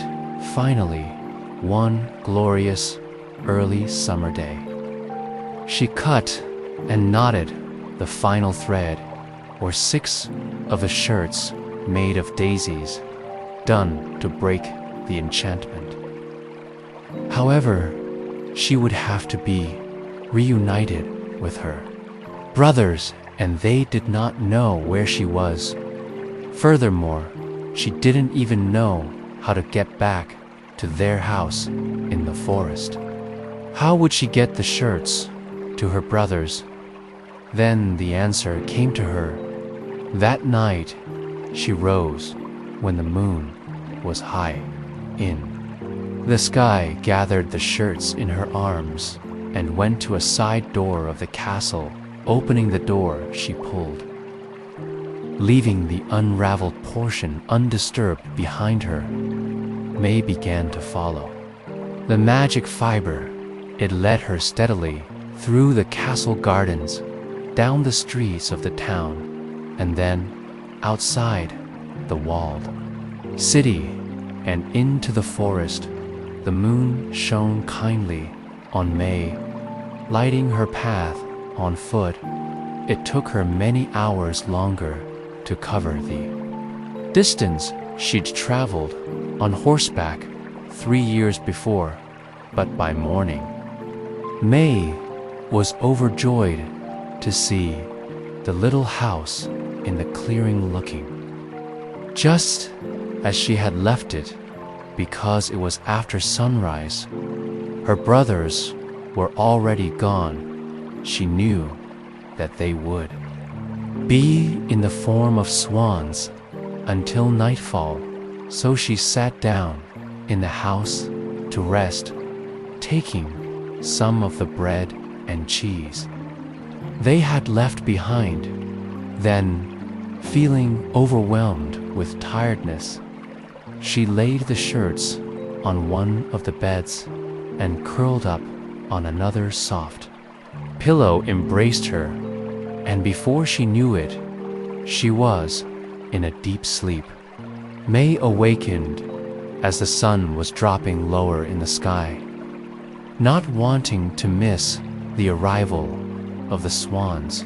She gathered the shirts and went into the garden to wait. She had been there for only a few moments when, to her amazement, the king rode into the clearing. He had followed her long strand of golden yarn all the way from the castle. "Dear lady," he said, as he dismounted from his horse, "I was so distressed to see you had left this morning, because I am resolved to ask you one more time if you can break your silence to accept my proposal of marriage." As the king stood there, hopefully, he was distracted by the sound of wings entering the clearing. At that moment, 6 enormous swans appeared, alighting near me. In the garden, his eyes lit up at a sight of her brothers, and before even a moment had passed, she had thrown a shirt over the head of each of the swans. The king watched in astonishment as, in the warmth of the afternoon sunlight, the swans turned into 6 fully grown men. It was the first time they'd felt daylight on their human shoulders. More than 6 years, and they embraced May with happy tears. Seeing her task was finally complete, May turned to the king with a hopeful expression. Noticing a change in her, he understood that a great weight had somehow been lifted, and he knelt, hoping he would succeed in finally getting her. "Answer, dear lady, will you now break your silence and consent to be my wife?" May gave him her most beautiful smile, finally spoke, "Yes, I will." After that triumphant day, the brothers were reunited with their parents, who were overjoyed at their return. The entire family attended May's long-awaited wedding to the king. Everyone lived very happily after that. May and her handsome king ruled their kingdom together, and it was always said that the queen was a lovely person who was patient, careful with her words, very, very talented at needlework. The glass mountain. Once upon a time, winter fell suddenly upon an entire kingdom and never turned to spring The freeze lasted so long that children were born and raised to adulthood, and they had never experienced a thaw. They had never seen the trees burst into bloom. They had never felt the summer sun on their faces. Of course, these children didn't know any other kind of life. They listened to their parents and grandparents, telling tales of the seasons, and they couldn't quite imagine it. The pastel colors they knew were not in the flowers, but in the evening sky. The only verdant shade they understood was the eternal color of the evergreen tree, and of course, most of nature was simply white, as much as their elders tried to conjure visions of rolling lush hills, sunny wildflowers, and crystal blue rivers. They could only imagine it. The question of why this eternal winter had begun was never truly answered. However, one thing was certain at the same time, that the winter had settled in a formidable icy mountain had appeared in the center of the kingdom. It was so slippery and unapproachable, but it became known as the Glass Mountain. Rumor had it that the ominous peak was the work of a sorcerer who, after squabbling with the king, cast to the man and his daughter to be marooned atop it forever. Many a fireside tale had been told of men who had tried to scale the mountain, carrying a gift to win the hand of the stranded princess. Alas, it was nearly impossible to summit, and, according to the stories, was jealously guarded by an enormous, fearsome bird. Every suitor who had attempted the quest had failed, ending up back at the bottom of the slope. Even those who had the sense to use an axe or an ice pick as leverage eventually had to let go of their tool in order to battle the monstrous bat, to ascend the mountain and outlast the bird's advances seemed impossible from brave knights to humble local farmers.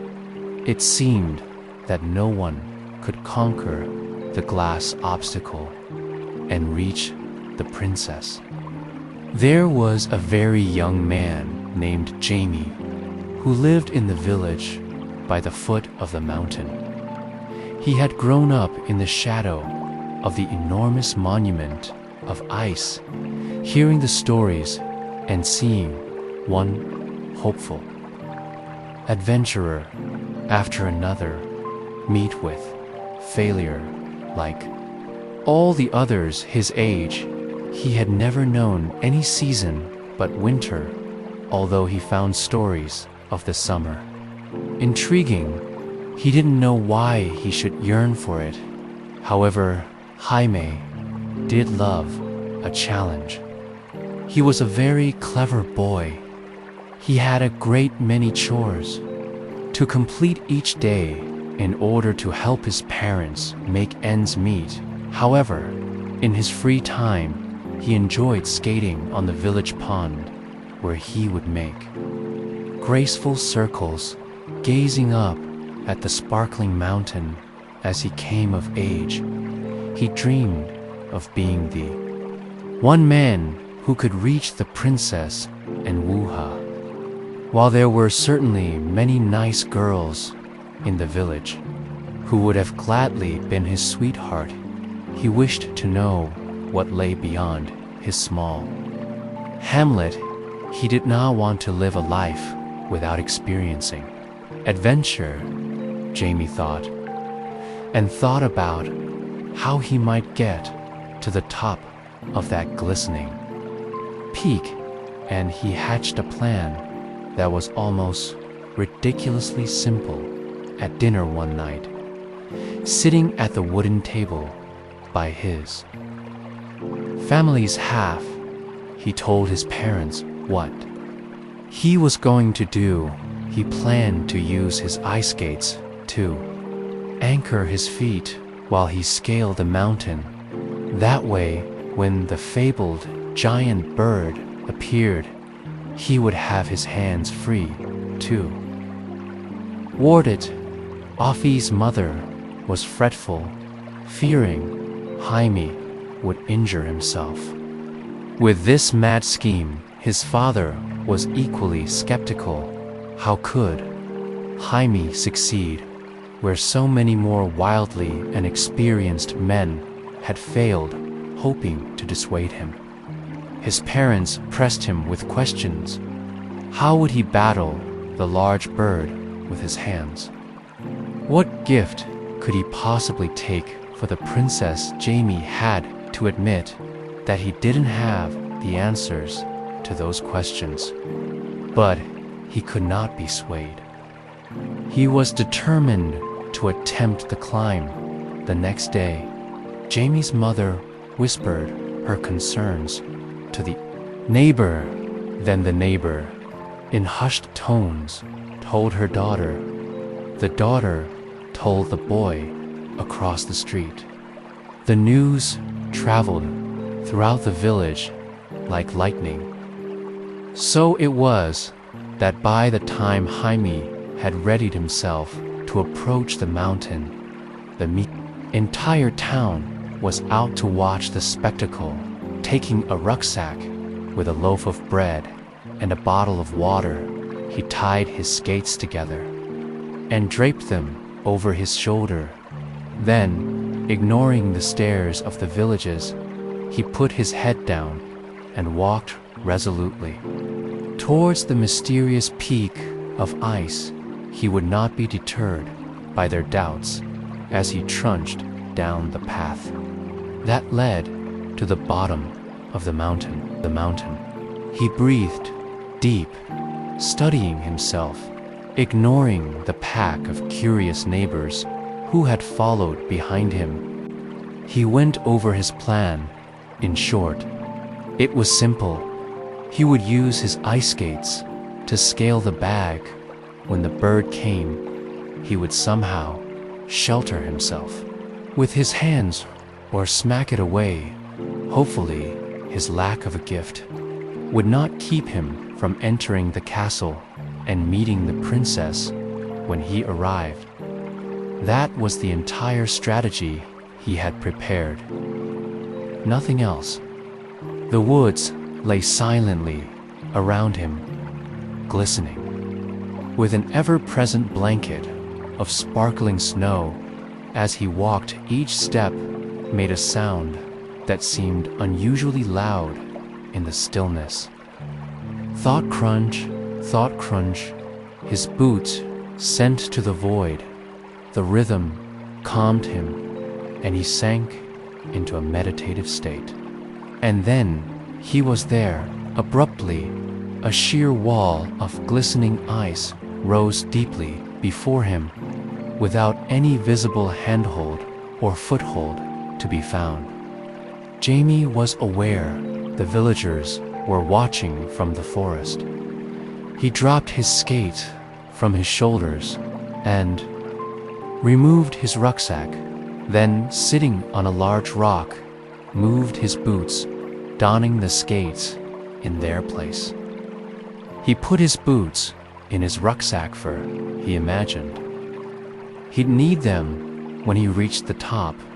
Then he turned and faced his greatest obstacle head-on. Putting the rucksack securely on his back, he took a tentative step, lodging the pick of his skate blade into the ice. Then, stepping up, he placed the other skate blade slightly above it.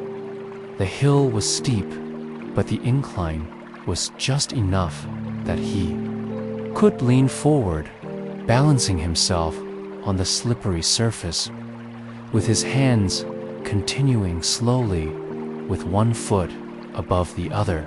He began. The climb, Jamie didn't allow himself to think about how much time was passing or how much energy he had left. Voice, hex step hoist, he willed himself into the slow pattern of the ascent, looking neither right nor left, and certainly not up or down. The gaggle of villages soon faded into the background of his consciousness as his climbing continued. He became vaguely aware that he was moving out of the shadow at the bottom of the hill. He was reaching a height at which the chilly rays of the winter sun lit the ice in his path, and what a sight!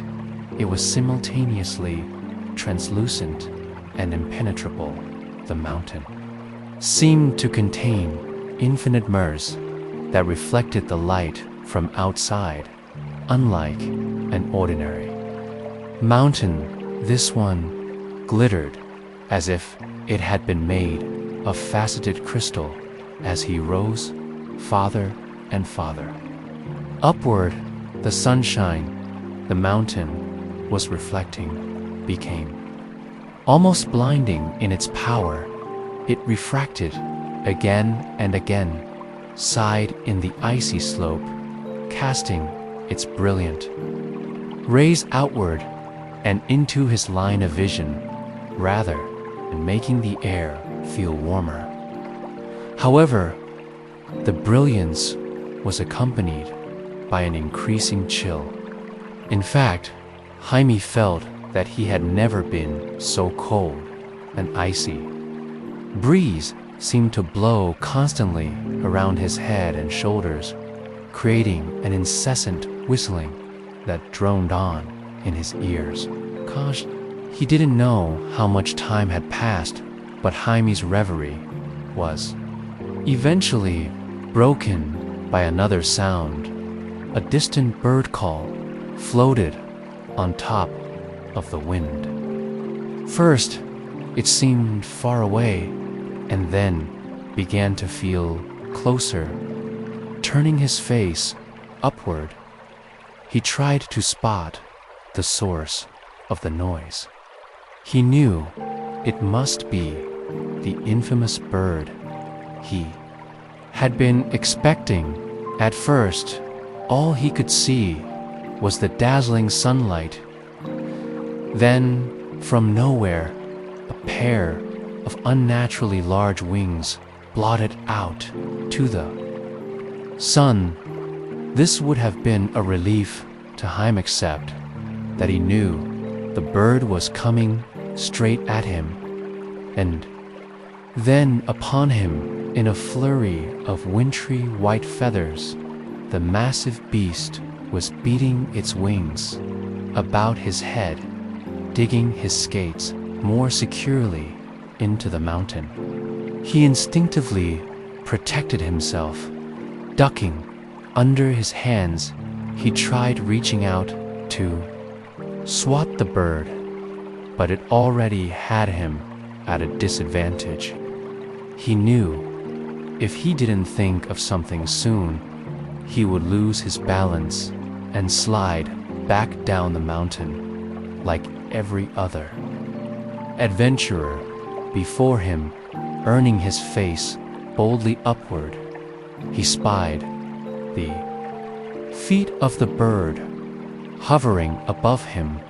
Without thinking, he flung both hands upwards and gripped its black legs tightly, one in each hand. The animal shrieked with indignation. Then it began to rise, its powerful wings sending a light shower of frost scudding across the mountainside and over Jaime's face. Jamie hung on for dear life, and the bird began to fly upward, dislodging his skates from the ice. He was ascending, going up, up, and then he was aloft, as if attempting to escape. The tiresome burden at his feet, the white eagle threw all its energy into the flight carrying Jamie far into the sky and lifting him upward to the top of the icy mountain. At first, his eyes were screwed tightly shut. After a few moments, however, he tentatively opened them and looked downward. To his amazement, the glistening ice sped by him. He was moving faster than he ever had before to his side. He could see beyond the mountain unto the snowbound landscape, below miniature houses, miniature trees and tiny winding roads created a storybook world. To unreal the view was a true marvel, but his skates were heavy, and Jaime began to feel that his arms would not be able to hold much longer. The bird had stopped ascending. In fact, they were now at the top of the mountain, speeding across a flat expanse of ice. But just when he knew he couldn't last another minute, he saw a single shining golden tree appear ahead of them. It was standing all alone in a world of frosty white, sending brilliant golden light in every direction, alive with an appearance of warmth. Its many small leaves seemed to subtly move, as if the trees were the other thing around. Jamie wasn't sure this landing would be soft enough, but it was his only chances. The bird swooped over the tree. He let go. He landed hard and was surrounded by a musical vibration. Sounded like 1,000 chimes. It took a moment for him to recover his wits, but when he did, he cautiously sat up, looking around him. He realized he was inside the largest bird's nest he had ever seen. As he took in the golden canopy around and above him, he saw that the center of the nest contained a massive, glittering egg, brilliantly gold in the sun. The egg was big enough to fill his entire rucksack. Examining it further, he saw that it was rooted to the nest by a layer of ice, and frost seemed to have been there for a long time. Gingerly closer to the egg, Jamie ran his hand over it, pushing it lightly. He saw that it was frozen in place. He would not be able to dislodge it without risking a fracture. However, he wanted their sack. It was the one thing he had found that might serve as a gift to the princess sitting back on his heels. He thought hard. Then he had an idea. He reached back into his rucksack and pulled his bottle of water from the warm place inside. Uncapping it, he slowly poured the lukewarm water over the egg. As he had hoped, it was just warm enough to melt the frost and ice on the egg.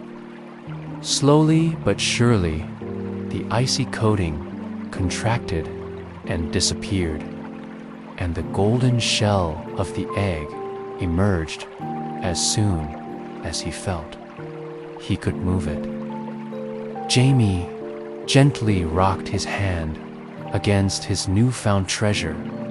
With only slight resistance, it detached from its place in the nest and was free, unfortunately. Jamie had not seen the last of the wintry white eagle. Crying with indignation, it returned. To the tree swooping down out of nowhere, Jaime could see that it was bent on keeping the egg from leaving the nest quickly around him. Jamie grabbed the only item he could think to use as the eagle's feet descended once more towards his head. He pushed the loaf of bread from his rucksack into the bird's clutches, thinking it had seized its prey. The bat squawked triumphantly and sailed away into the sky, its cries. Receded into the distance, Jamie sat still for a moment, breathing a sigh of relief when he was sure the eagle was gone. He turned back to the egg. Removing his boots from his rucksack, he gently nestled to the egg in his side. Securely closing the flap then, he removed his skates and put his boots on CE, again draping the skates. Over his shoulder, leaving his rucksack at his feet, he carefully stood up in the enormous nest, hoping to survey the top of the top mountain. At first, all he saw was a vast expanse of shining whiteness, appeared barren, brilliantly reflecting the rays of the sun back from the ground in an unending vista of ice, shielding his eyes with his hand. However, he thought. He saw a bright twinkle in the distance, holding his breath. He waited. Then he saw it flash again. Something else was out there. Whether or not it was the castle he sought, it was the only other object on top of the peak. Resolved to walk to it and find out more. Precious egg resting heavily on his back, he slowly descended through the branches of the golden tree and shimmered down to the ground. Then, hoisting the rucksack up on his shoulders, he began to walk in the direction of the mysterious. Flash time lost all meaning to Jamie as he made his way across the frozen expanse. The frigid temperatures turned his nose and fingers numb, and his eyes were wearied by the unrelenting brightness. Sun did appear to be moving through the sky in lower on the horizon than it had during his morning ascent. He judged that it must be mid-afternoon, and he hoped very much that he would reach the flashing object before nightfall. There was no shelter for him otherwise. He made progress across the ice sheet without any further sightings of the white eagle as he drew closer to his destination. Softening the light of the late afternoon revealed a structure that appeared larger the closer he got. It was not long before he was quite sure that he had found the castle from the village stories. What a palace of ice! It was as if sculpted directly from nature towers, and turrets plunged skyward in a massive, glittering shapes, possibly tall and delicate. It was a fortress of light reflecting all the colors in the sky. A sunset approached was a mirror of orange, pink, and gold. He reached the front of the castle and paused before the drawbridge, which had been frozen in place, lowered across the moat. The moat, too, was now a river of ice, snaking smoothly around the fortress, carefully picking his way. Across the bridge, he paused before an enormous pair of doors, knowing he had reached a point in his quest where he had no idea what to do next. He did the only thing he could think of. He knocked. Knock echoed inside the glass castle as if it was the first knock ever heard. He could detect the sound. Shuddering through the interior sounded both infinite and brittle. He waited for what seemed like an interminable amount of time.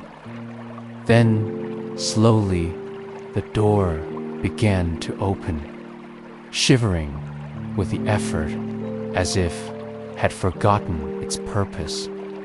The portal opened. At the bottom of this very tall door, pushing with all our might, was a young lady. She was wearing a plain white dress and a heavy cloak atop that. She had a fuzzy blue muffler and an extremely improbable, if practical, set of woolly earmuffs pairing. With amazement at Jamie, she opened her mouth as if to speak, and then seemed to think better of it. Then she took a deep breath and very assertively asked him who he was. Exactly, Jamie did not know what he had been expecting, but a direct interrogation by the princess was certainly not it. He haltingly answered that he was from the village down the mountain, and that if she was amenable, he would like to rescue her. Having said it, he felt a little silly. Princess looked back at him dubiously. He became uncomfortably aware that headed not appear very heroic, carrying a pair of skates and a rucksack and nothing else. Then his face lit up and he sat. I brought you something special I found. May I bring it inside? This obviously piqued her interest, and she nodded, stepping aside with a guarded expression. She motioned to the interior hall. Jamie entered. It felt as cold inside as out. He could understand why the princess was partial to earmuffs before he could present her with his gift. She straightened up and introduced herself. I'm Leona, she said. He made an awkward bow, offering his own name. She nodded graciously in return. So then, Jamie, what have you brought to me? Jamie pulled the rucksack off his slowly, drawing the glittering golden egg from its hiding place. Leona's eyes grew white at the sight of it, and she gently took it from his hands as she turned it this way and that. In the dim light of the hall, he explained to her how he had come by it upon hearing the entire story. She said that she had seen the white eagle often flying around the mountain, and that she suspected it was the animal form of the sorcerer who had once cursed them. She related sadly, the tough father had long ago left the castle search of the man, hoping to convince him to release them. Alas, he had never returned, and so she had been here, not knowing how much time passed, never aging all these years. Jamie expressed his regret for her unfortunate situation, but Leona appeared to be distracted by the egg in her hands. shifting it from palm to palm, she said. Jamie, luminous, as if lit from within, which had been a static canvas of gold, appeared to be shifting and moving. Unsure of what to do, Leona set the egg in the center of the flagstones and stepped away from it. As they watched, the ink grew brighter and the whole was suffused with a golden light the owner pulled off. Her muffler, exclaiming that she felt rather warm, and Jaime realized he was feeling quite hot as well. Distinctively stepping back farther from the only, they realized that the hall had begun to drip water all around them. A bubble of running water began to fill their ears. It was melting. Without discussion, they pushed the doors of the castle open and rushed outside across the moat, turning to look at the castle. They saw an incredible transformation to take place. The structure was melting from the center outward, and a bright light were shooting up into the twilight like a Giza or a fire with a low rumble. The center caved in, splashing water into the frozen moat to their great amazement. Fiery orange and red bird soared upward and paused, flapping its wings over the remains of the ice castle. With each downward motion, it sent rivers of warm water outward, thawing everything inside the moat and flooding the area around it. Jamie could see that they had to get off the mountain as soon as possible as the great phoenix swooped and called out over their heads. He decided to take a risk. Dropping his heavy skates on the ground, he told Leona to hold tight to him. She complied, linking her arms around his neck.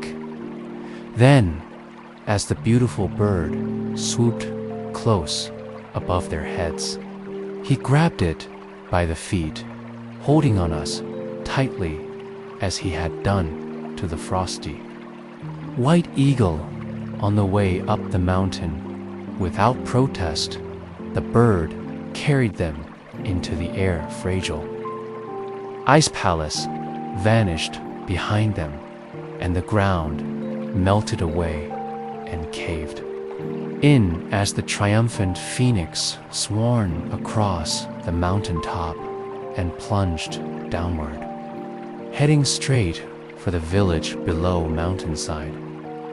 Sped by dripping rivulets of water downhill, the wind in their faces was powerful and filled with heat. They closed their eyes, tightly winning themselves simply not to let go. Then, in an instant, their feet were brushing the ground, and they released the bat, falling in a heap in the clearing at the foot of the mountain. The birds surged upward, a fantastic glowing orb in the night sky, and vanished into the distance. With a cry, a shower of sparks dispersed in its wake, drifting to the ground like a meteor shower. Jamie and Leona lay in the wet snow, facing upward. Then, after a few incredulous moments, they turned their faces to each other and laughed. They had done it. Leona was free, and Jamie was home. The villages had long ago given up on watching his climb and had gone home to their halves and their warm dinners nobody was there to see him trudging homeward in the moonlight with an unfamiliar young lady on his arm. It was a great surprise to his parents. Therefore, when their son made a miraculous reappearance on their doorstep, his mother was so beside herself. She spilled the stew by the time everyone had awakened the next morning. The world had transformed. A warm, steady rain was showering the entire land, and the snow and ice had almost completely melted it. It was a whole day before the water stopped coming, and the sun came out when the fast, warm rays of spring were felt after so many years. The village rejoiced as the weeks and months went on. Children came to know the seasons finally understood. The green color of the grass and the many colorful shades of spring, summer, and autumn. Small, cheerful birds sang their happy melodies from every treetop. Prosperity returned to the village, and when Jamie asked Leona, the winter princess, to marry him, he was able to give her a beautiful bouquet of flowers in every color of the rainbow. Part 1. The fairy forest deep in the heart of the woods just behind a village was a small kingdom brimming with fairies. These fluttering fairies lived in little houses that they built for themselves using the things that the earth had given to them. Some lived in the hollowed out parts of tree trunks, while others patched together large thick leaves. To make homes, other fairies burrowed holes in the ground like little moles. They were protected by the trees that housed them and the earth that loved them. Fairies were Mother Nature's creatures. It was their job to protect the land in these woods. They had to heal and nourish the trees and feed the soil. In return, Mother Nature protected the fairies. He kept them hidden away from the prying eyes of the humans who lived nearby. People in the village near the woods had stories of the fairies and wanted glimpses of them, but the trees were a barrier between the village and the guardian fairies.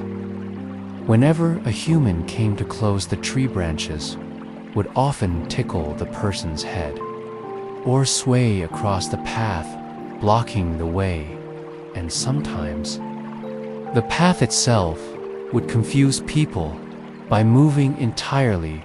These fairies had to remain hidden away so that they could do their work and live peacefully in their homes. But once every few years, someone slipped through the cracks. Most times they didn't. Mean to it was just luck, coincidence, or sometimes fate. An autumn afternoon, not so long ago, was one of those days. It was a day when the woods had decided to allow a guest to greet the fairies. The air was brewing something within its cool breeze. While the clouds were a misty gray, they did their best to hide the sun, but its beams still shone through the gaps. The brilliant rays made the dewdrops sparkle on the amber leaves. In the woods, a girl was walking down a path illuminated by a single sunbeam. Her name was Evie, and she loved autumn. She walked through the woods she admired the world around her. She inhaled the scent of pine needles and damp leaves, and smiled as the earth crunched beneath her feet. It was sensory magic, that was. How she'd describe it in a conversation with her mother before she left for her afternoon walk. There was something so magical about autumn. Everything about it delighted her senses, from the crunch of the leaves to the beautiful colors of the trees. Looked up at the canopy of leaves above her now. It looked as though the trees had been set on fire in a glow of burning colors. It didn't matter that the skies were gray. Today, trees were still shining with all the magic and color of sun. Evie barely noticed which direction she was walking in. He couldn't help but look up and admire the beauty all around her. And the trees felt her adoration and love, appreciated the warmth they could sense in her heart. So they let her continue walking, even though she was approaching the secret part of the woods. The tree branches didn't dare reach out and trip her up. They didn't tickle her neck or swipe her hat off her head, that they allowed her to pass as Evie looked up at the world around her. She barely glanced at the path she was walking on. She didn't notice that it had changed, and the path had suddenly veered off to the left. Neither did she notice that the earth had changed. The grass and the fallen leaves had disappeared.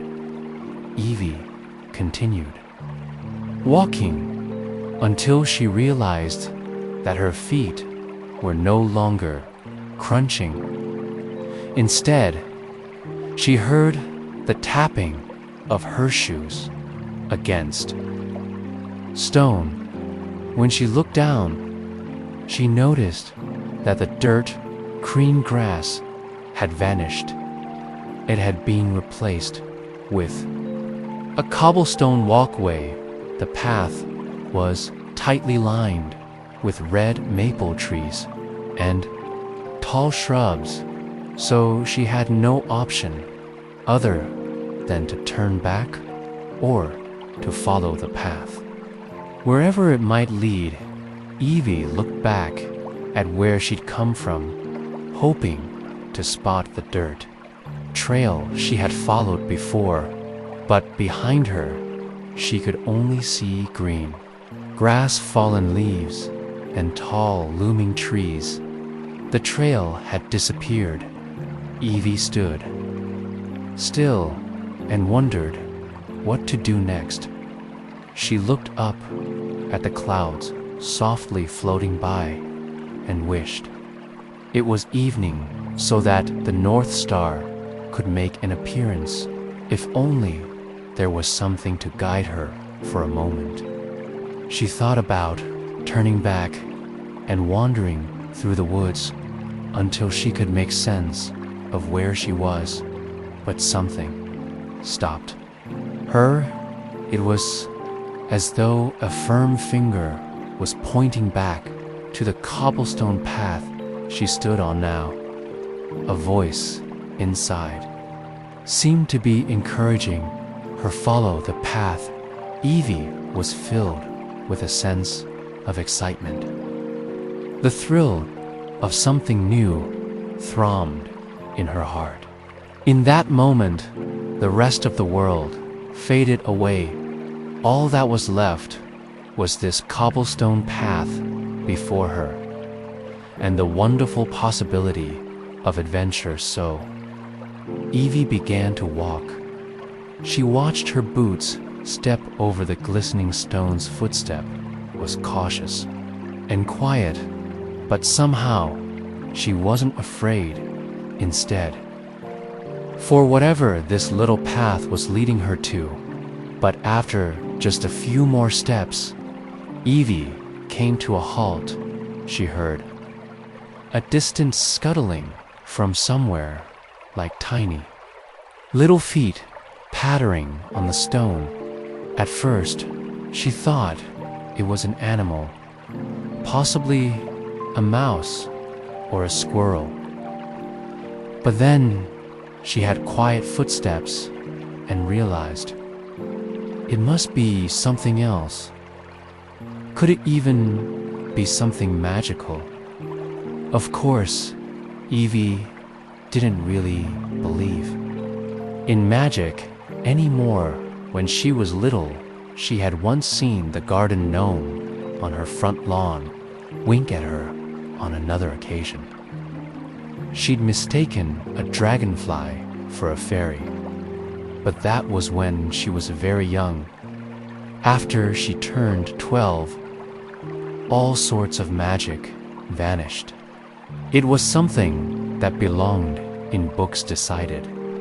Evie had convinced herself that her magical experiences weren't real. But now, here in the woods, she found herself looking down at a tiny green person about the size of her finger he had fluttering wings and was looking up at her curiously. Evie couldn't help but rub her eyes. It had to be a dream. She had traveled through these woods hundreds of times, and never before had she seen a cobblestone walkway, nor she ever seen mythical creatures. It was all in her imagination. Shaking her head, Evie shut her eyes tightly. She hoped that when she reopened them, she would suddenly be back. Home, a bed, but she couldn't smell the sense of home like the cinnamon candle her mother banned throughout. Autumn instead. Evie smelled the dumb path and the rich musk descent of pine. She could feel the gentle breeze of the autumn wind carrying with it the smells that surrounded her, and she knew that when she opened her eyes, she wouldn't be in bed. She would still be in the woods. So slowly, Evie opened one eye. She was so surprised by what she saw. She took a step backwards and tripped on a stone. But just as she was falling, she felt something reach out and wrap itself around her waist. It caught her before she could hit the ground down, saw what was wrapped around her. It was a long, sinewy branch that belonged to a red maple tree before she could react, say anything. The tree lifted her up so that she was steady on her feet.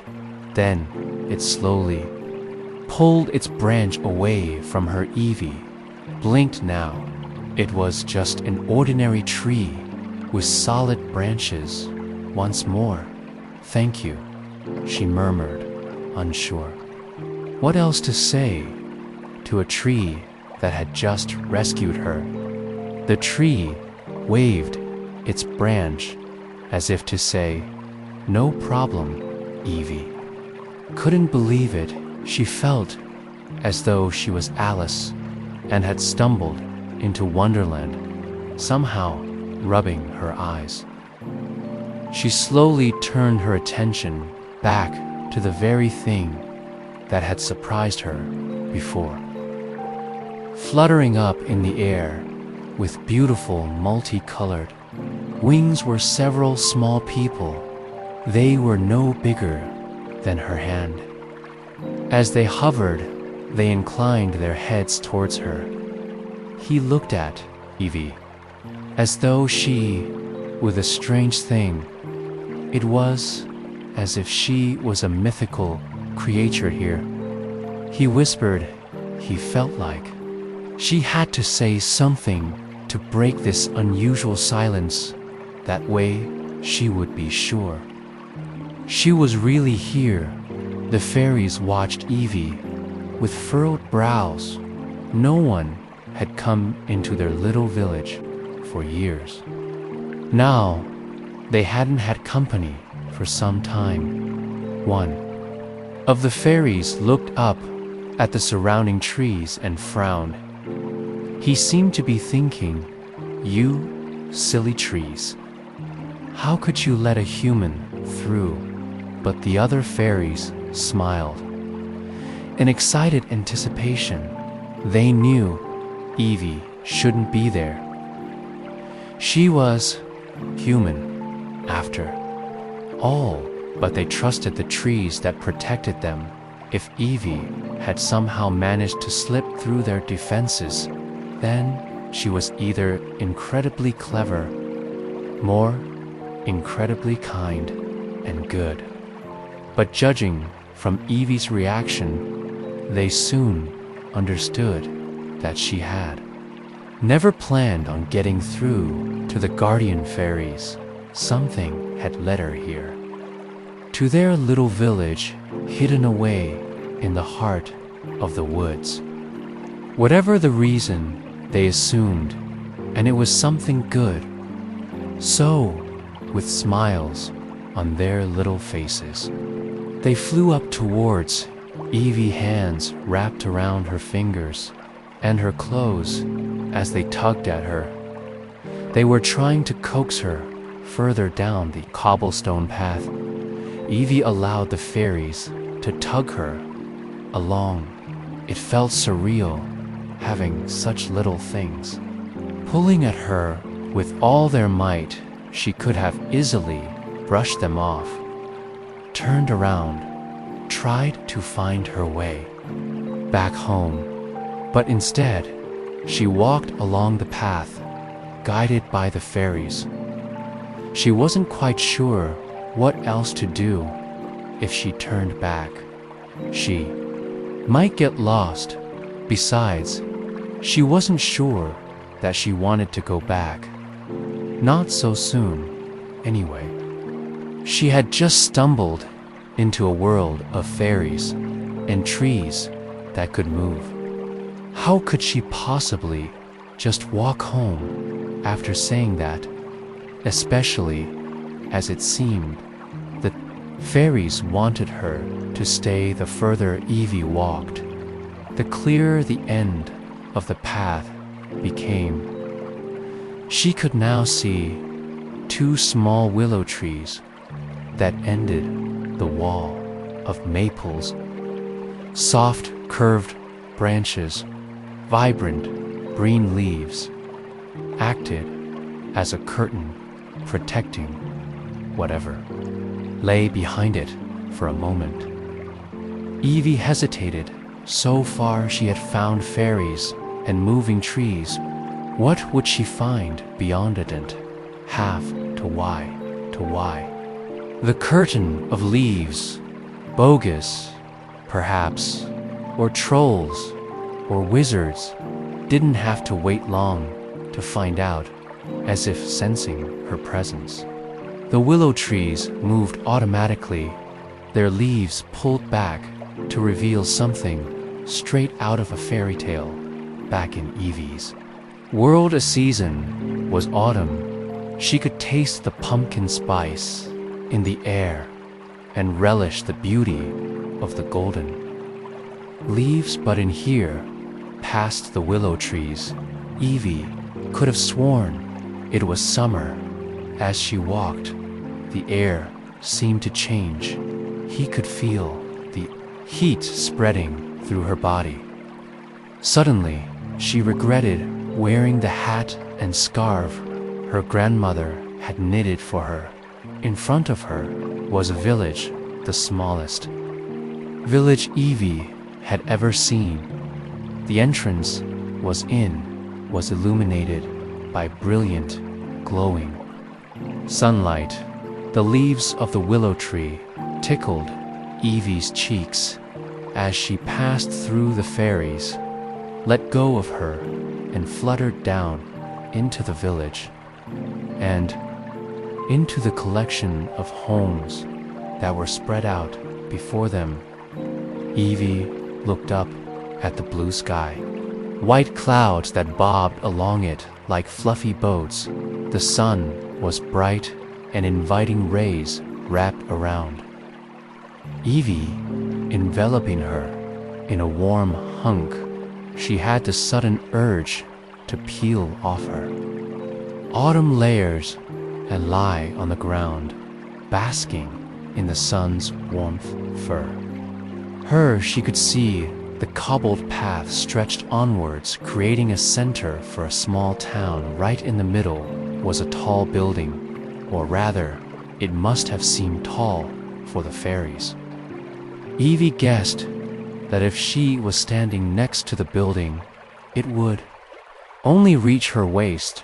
The cream-colored building seemed to be made out of stone. It stood tall and strong, though it had been there for centuries.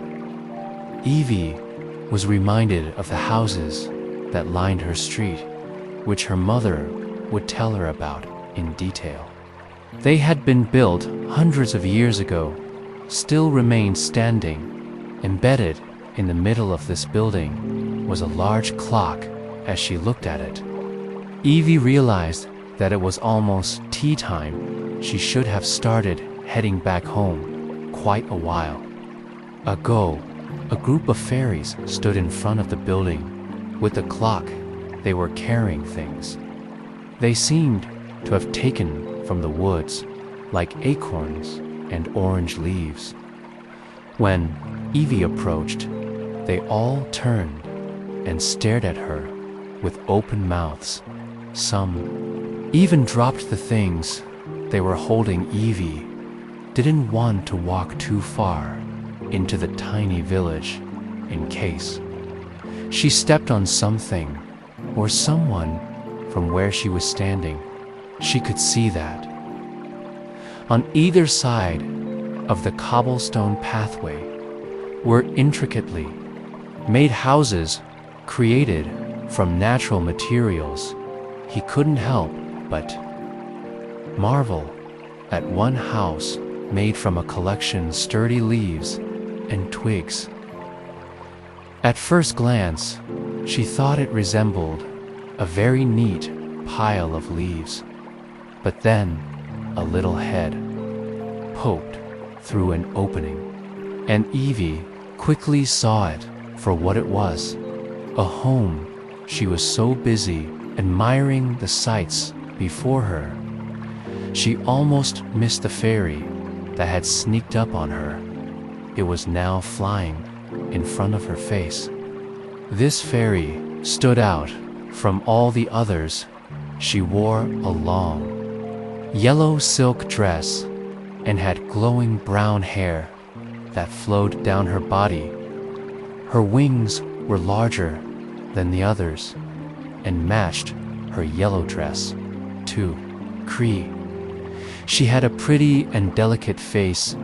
Evie couldn't help but smile as the fairy flew closer to her. "Hello," said the fairy, and Evie gaped for some reason. She hadn't thought the fairies could talk. Perhaps it was because they had taken to tugging on her clothes instead of just asking her to follow them down the path. "Welcome to our home," said the fairy. "I suppose you're here for a reason. Or maybe the trees decided it was time for a visit." Fairy cocked her head at Evie, waiting for her to talk. The words didn't come. The fairies around them were all watching this exchange, waiting for Evie to say something, and then she finally spoke. "Don't know how." Evie took a hesitant step backwards and glanced at the clock once more. "I really should head back now anyway," she added. Late the fairy smiled kindly at Evie and nodded her head. Then she spoke. "If the trees deemed your visit necessary today, perhaps They will deem it necessary another day when there is more time.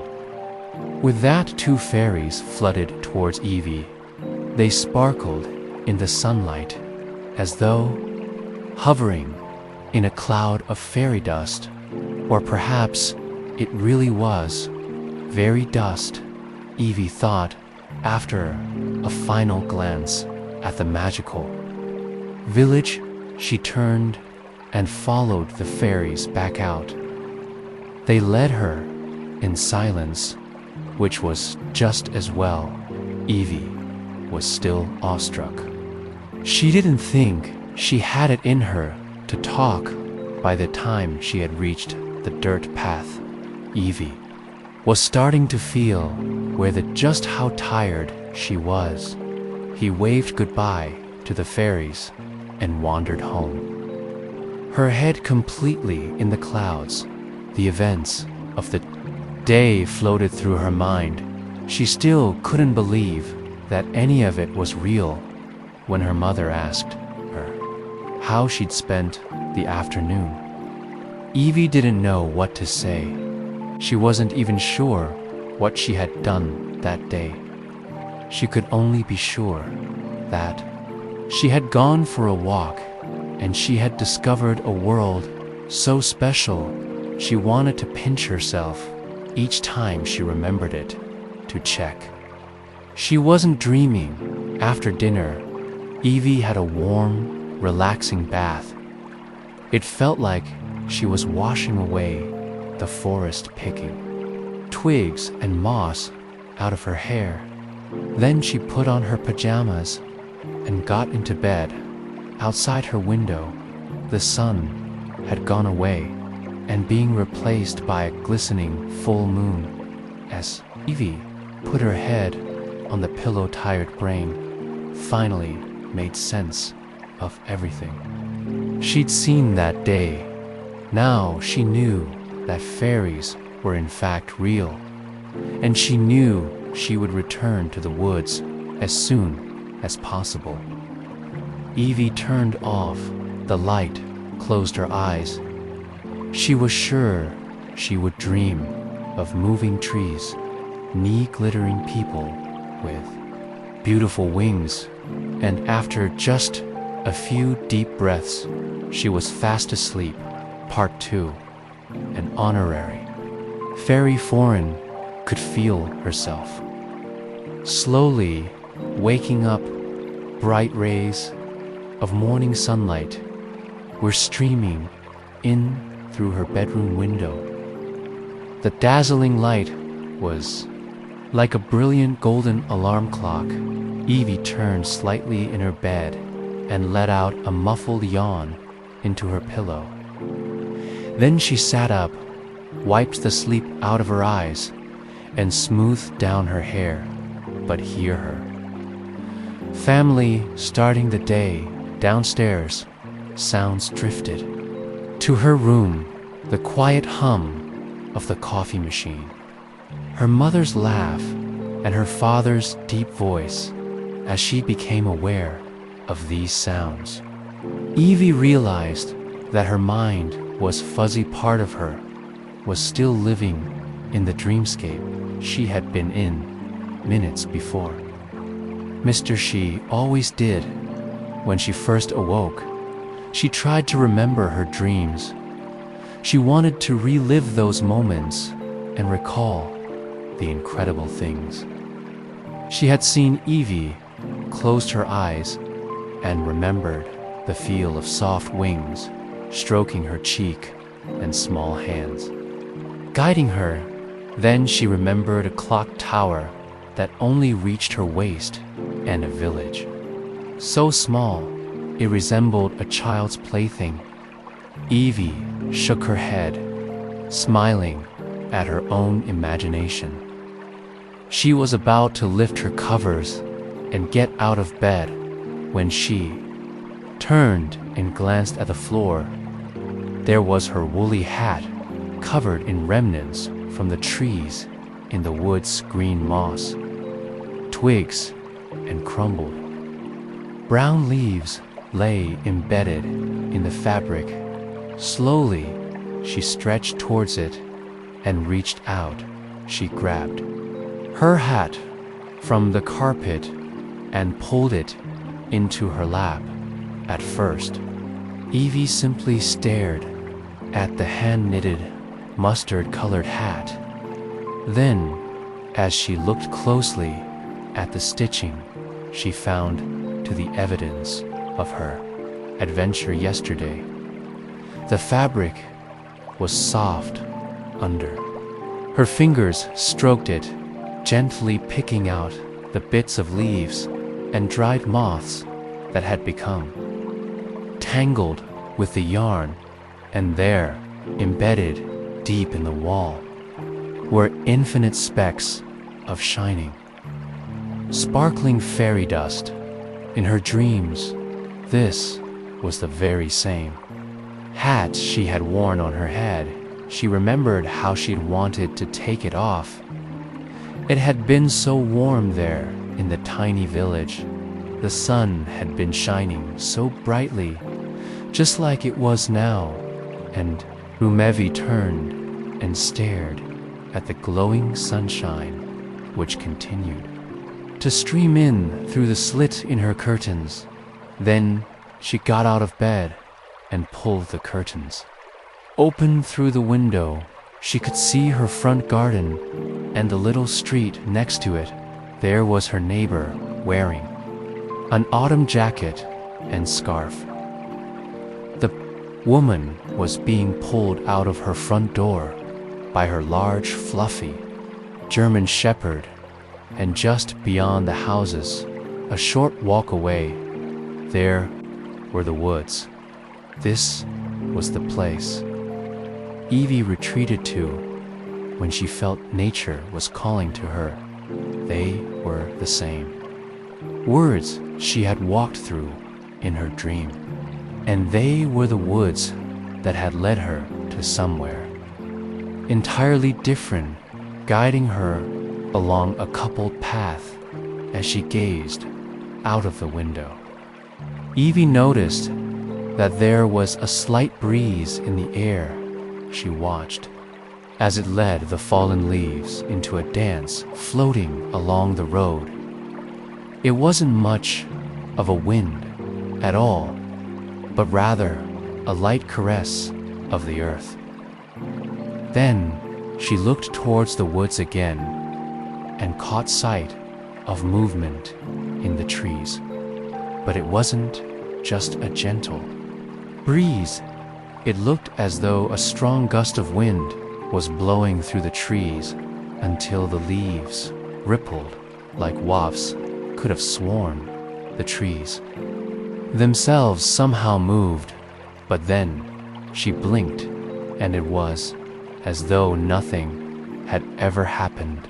The woods were calm once more, yet Evie was suddenly filled with excitement.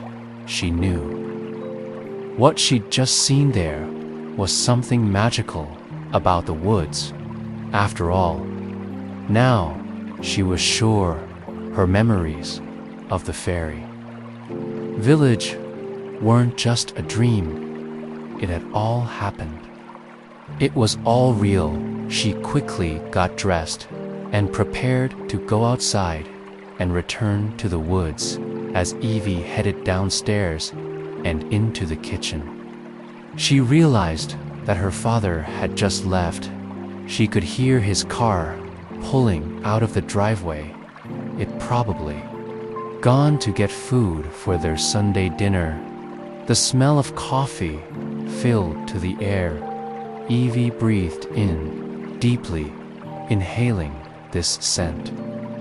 She'd only had a sip of coffee once in her life, and she wasn't keen on its strong taste, but she still loved the smell of it in the mook. Today, she could detect a hint of cocoa in the fragrance, a special autumn treat. As Evie stood in the kitchen, she wondered what adventures the day would bring all. The memories were coming back to her now. She remembered her walk through the woods and the feel of the tree branch wrapped tightly round her waist as it stopped her from falling. She recalled the faces of the fairies with their glittering smiles and delicate iridescent wings. Her heart was filled with hope and excitement.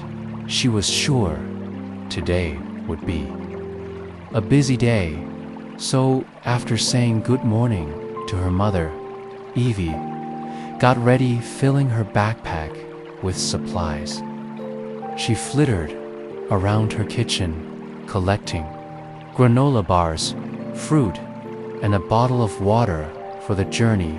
Evie knew it might be hard to find the fairy's little nook hidden away in the heart of the woods, but she would search all day if she had to. Once she filled her backpack, she was out of the door and walking briskly along the pavement. She could feel the gentle breeze she'd noticed from her window. It felt as though it had been patiently waiting to greet her all morning. The breeze gently nudged her along. She could feel it brushing her cheeks and tugging on the strands of hair. It fell free beneath her hat. Evie nodded, answering the question she imagined the breeze was asking. Yes, she thought, going to see the fairies, to Dias. She walked towards the woods. The only sounds were her footsteps and the soft crunch as she took a bite of her apple. Sunday morning brought quiet and peace. Everybody seemed to be at home on her way. Evie peered into the windows of a few houses. She caught glimpses of picture-perfect Sundays through kitchen windows. She saw families eating breakfast together, chatting and laughing as they sipped orange juice or coffee in another. Wednesday, she spotted a cozy scene. A couple was watching early morning TV together, blankets draped around their shoulders. Evie smiled at the view before her. Sunday seemed to give everyone a sense of calm. Up above, the world was just as peaceful. The light blue sky, cloudless, save for a few that floated slowly above her, and the sun was a dazzling beacon. It seemed to use its rays to beckon Evie towards the woods, pointing her in the direction of the fairies' music. The fairies, Evie whispered to herself between bites of her apple. They were real, and she was going to see them. Approached the woods, she entered the fortress of trees. She inhaled one of her favorite smells. It had drizzled slightly this morning, and now the smell of the earth seemed to be 10 times stronger. The rain was nature's superpower. Just a drop of it brought to the greenery alive.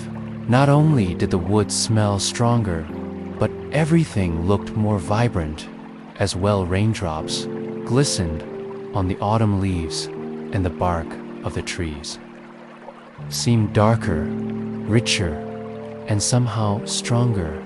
Yesterday, she had relished the atmosphere of the woods, but today, Evie felt as though she had almost become part of the woods, part of the spongy moss that covered the trees, or the crimson leaves that fluttered gracefully to the ground. She felt tired to the damp earth that filled her senses as she moved deeper into the woods.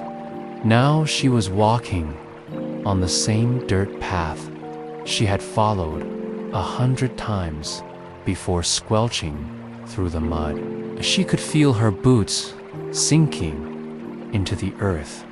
Thankfully, she had remembered to wear her wellies today. She wasn't sure she could retrace her steps and returned to the world she had found yesterday. A small part of her expected that world to no longer exist. Perhaps the woods had done her a favor showing her glimpse of magic, but now it was over. Maybe that was all she'd ever be allowed to see. Still, Evie let hope and love guide her, just as they had yesterday. Her heart felt as bright and splendid as the sun. As she walked, the minutes felt like hours, but she remained hopeful. Evie looked up at the bright colors of the trees, just as she had done the day before. He didn't look down once, not until she felt the change beneath her feet. Then she shifted her gaze from the canopy of leaves above her head to the ground. She was no longer on the dead path, but rather a familiar cobblestone path, and right ahead in the woodland clearing was a crowd of beautiful fairies. Evie's face lit up. Had found them again. At the head of the group was the fairy Evie had spoken to yesterday. This was the one that Evie had dreamed about today. The fairy's hair was tied back in a long braid that snaked down her body, but her yellow dress remained the same. The dress looked as though it had been made out of a sunbeam. Evie couldn't help but gazed admiringly at Itevan. Though it was surrounded by the beautiful colors of the trees and the fairies, the yellow dress stood out. It shone bright and beautiful, and as the fairy flitted towards her, Evie noticed that the edges of her transparent wings were colored in a shimmering gold, sparkled as she flew. Evie went to greet her, but paused when she realized that she didn't know what to call the fairy. They hadn't even exchanged the names yet. Then the golden fairy spoke to Evie. Trees allowed you to enter once more, he said. As the fairy came closer, Evie noticed that she seemed to bring the smell of summer with her. When the fairy flooded her wings, Evie could smell the heat of July and warm sunsets in the air. As though reading her thoughts, Fairy smiled, looking at her with brilliant, piercing blue introductions. Are in order, then, said the fairy. I am Marigold, queen of the guardian fairies. She stared at Evie expectantly, her eyebrows arched as she waited. Finally, Evie Corton. Oh, my name is Evie, she said. I am a human. Marigold cocked her head to one side and looked at Evie curiously. The fairies behind her did the same, waiting in anticipation. Humans and fairies had been kept separate for years. The fairies did their job, maintaining the natural world as best they could. Meanwhile, the humans went about their busy lives. None the wiser. Marigold remembered the few times humans had found out about them. These encounters had happened long ago, but she recalled that the humans had brought love, laughter, and happiness to their secluded world. Today, Marigold wasn't sure how Evie's visit would end, but as she peered into her face, she could tell that this human was shining, her eyes glittering with kindness. Marigold decided the TV was safe. With her mind made up, the queen of the fairies nodded and smiled, then cut her hands. "Together, we have lots to do today," said to Evie. "You're welcome to help if you would like then." Marigold turned to the gaggle of open-mouthed fairies behind her and shook them away back to work. All the fairies spun around and picked up leaves, twigs, baskets, and more. Then they continued with their work. Evie stood in the clearing, watching as the fairies flew from side to side. She wasn't entirely sure what to do with herself. Fact, she wasn't even sure what the fairies were doing. But she was mesmerized nonetheless, stood there for a while, staring at them as they worked, until one of them flooded towards her.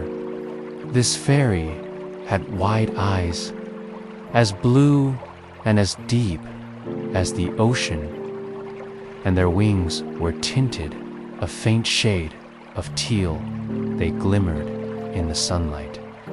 "Would you like to help me collect twigs for a home?" asked the fairy there. Voice timid and soft, Evie nodded her head and followed the fairy to the other side of the clearing. Neva spoke as they went about collecting twigs and pretty leaves, even listened to the fluttering of wings. But the rustle of the leaves and the quiet pitter-patter of feet on the stones, she decided she would try to make sense of everything later. For now, she wanted to focus on her task, be as helpful as possible. So she did as the fairy Askadans. Her hands were filled with all the twigs she could find. She turned to the fairy.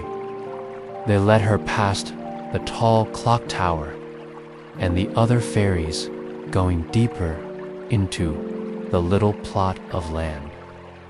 Evie looked around him, wonder at this magical world she had stumbled into.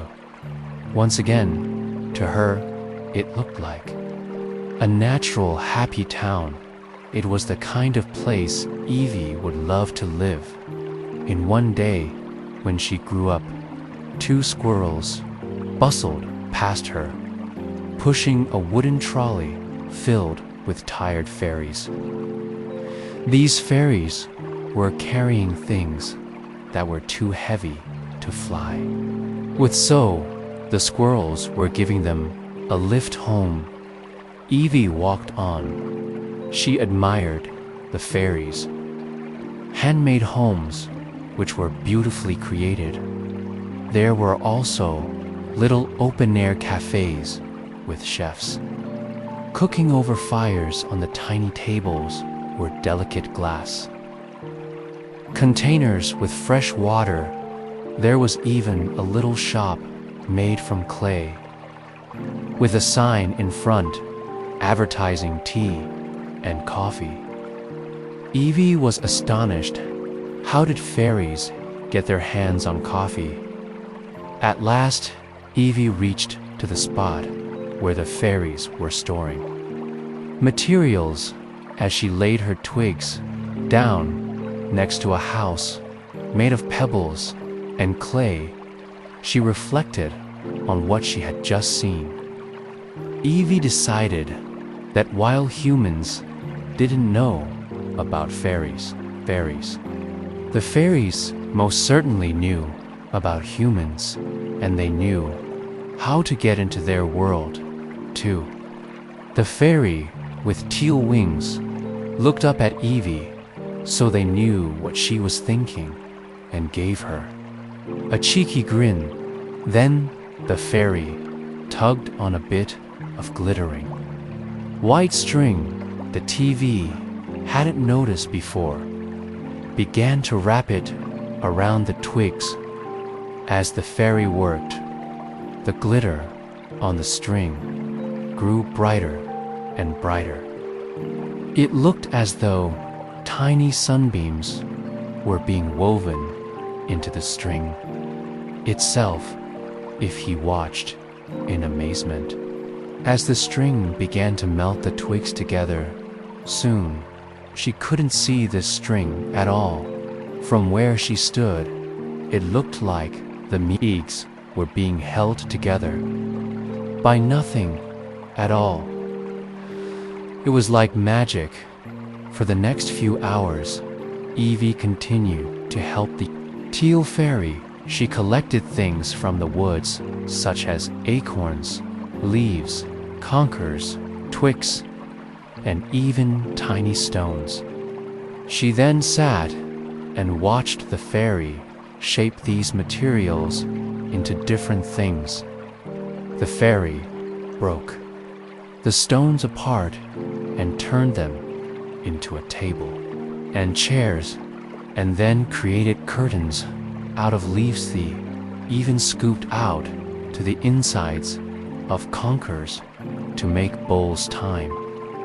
The clock struck, for the house had been completed and Evie's work was done. She'd had a wonderful afternoon, but she was ready to go home now. Marigold seemed to know this. She fluttered over to wish Evie goodbye. Any reservations Marigold might have had about Evie had long disappeared. She had seen how Evie had kindly helped the fairies. All afternoon, Marigold led Evie back to the cobblestone path. Just as they were saying goodbye, she touched Evie's cheek and asked her to open her hand. A fairy with purple wings fluttered over and dropped something into Evie's open palm. But Evie didn't look just yet. She closed her hands around the gift, and then, after a final glance at the magical world of the fairies, she turned and walked away back through the woods. Evie waited until she'd walked all the way home. Then, just as she was about to open her front door, she decided that she was too curious to wait any longer. At last, she opened her hand and looked at the gift. The fairies had given Harriet was just a simple twig, but inscribed in glittering gold were the words, "Honorary Guardian Fairy." Evie clutched the twig tightly and smiled. She kept it in her hand all day, only putting it down when the evening came and it was time for her to get ready for bed. But after she had showered and changed into her pajamas, she picked up the twig once more and put it under her pillow, and as she stared up at the moon, her eyes growing heavy with tiredness, she made a wish. She wished to return to the forest and the place filled with fairies. Then she got settled in bed and closed her eyes. She was so tired that she soon fell fast asleep that night. Evie dreamed of glitter and of stones being turned into tiny furniture. As she slept, a twig under her pillow glowed, and somehow, even in her sleep, Evie knew that she would see the fairies once again.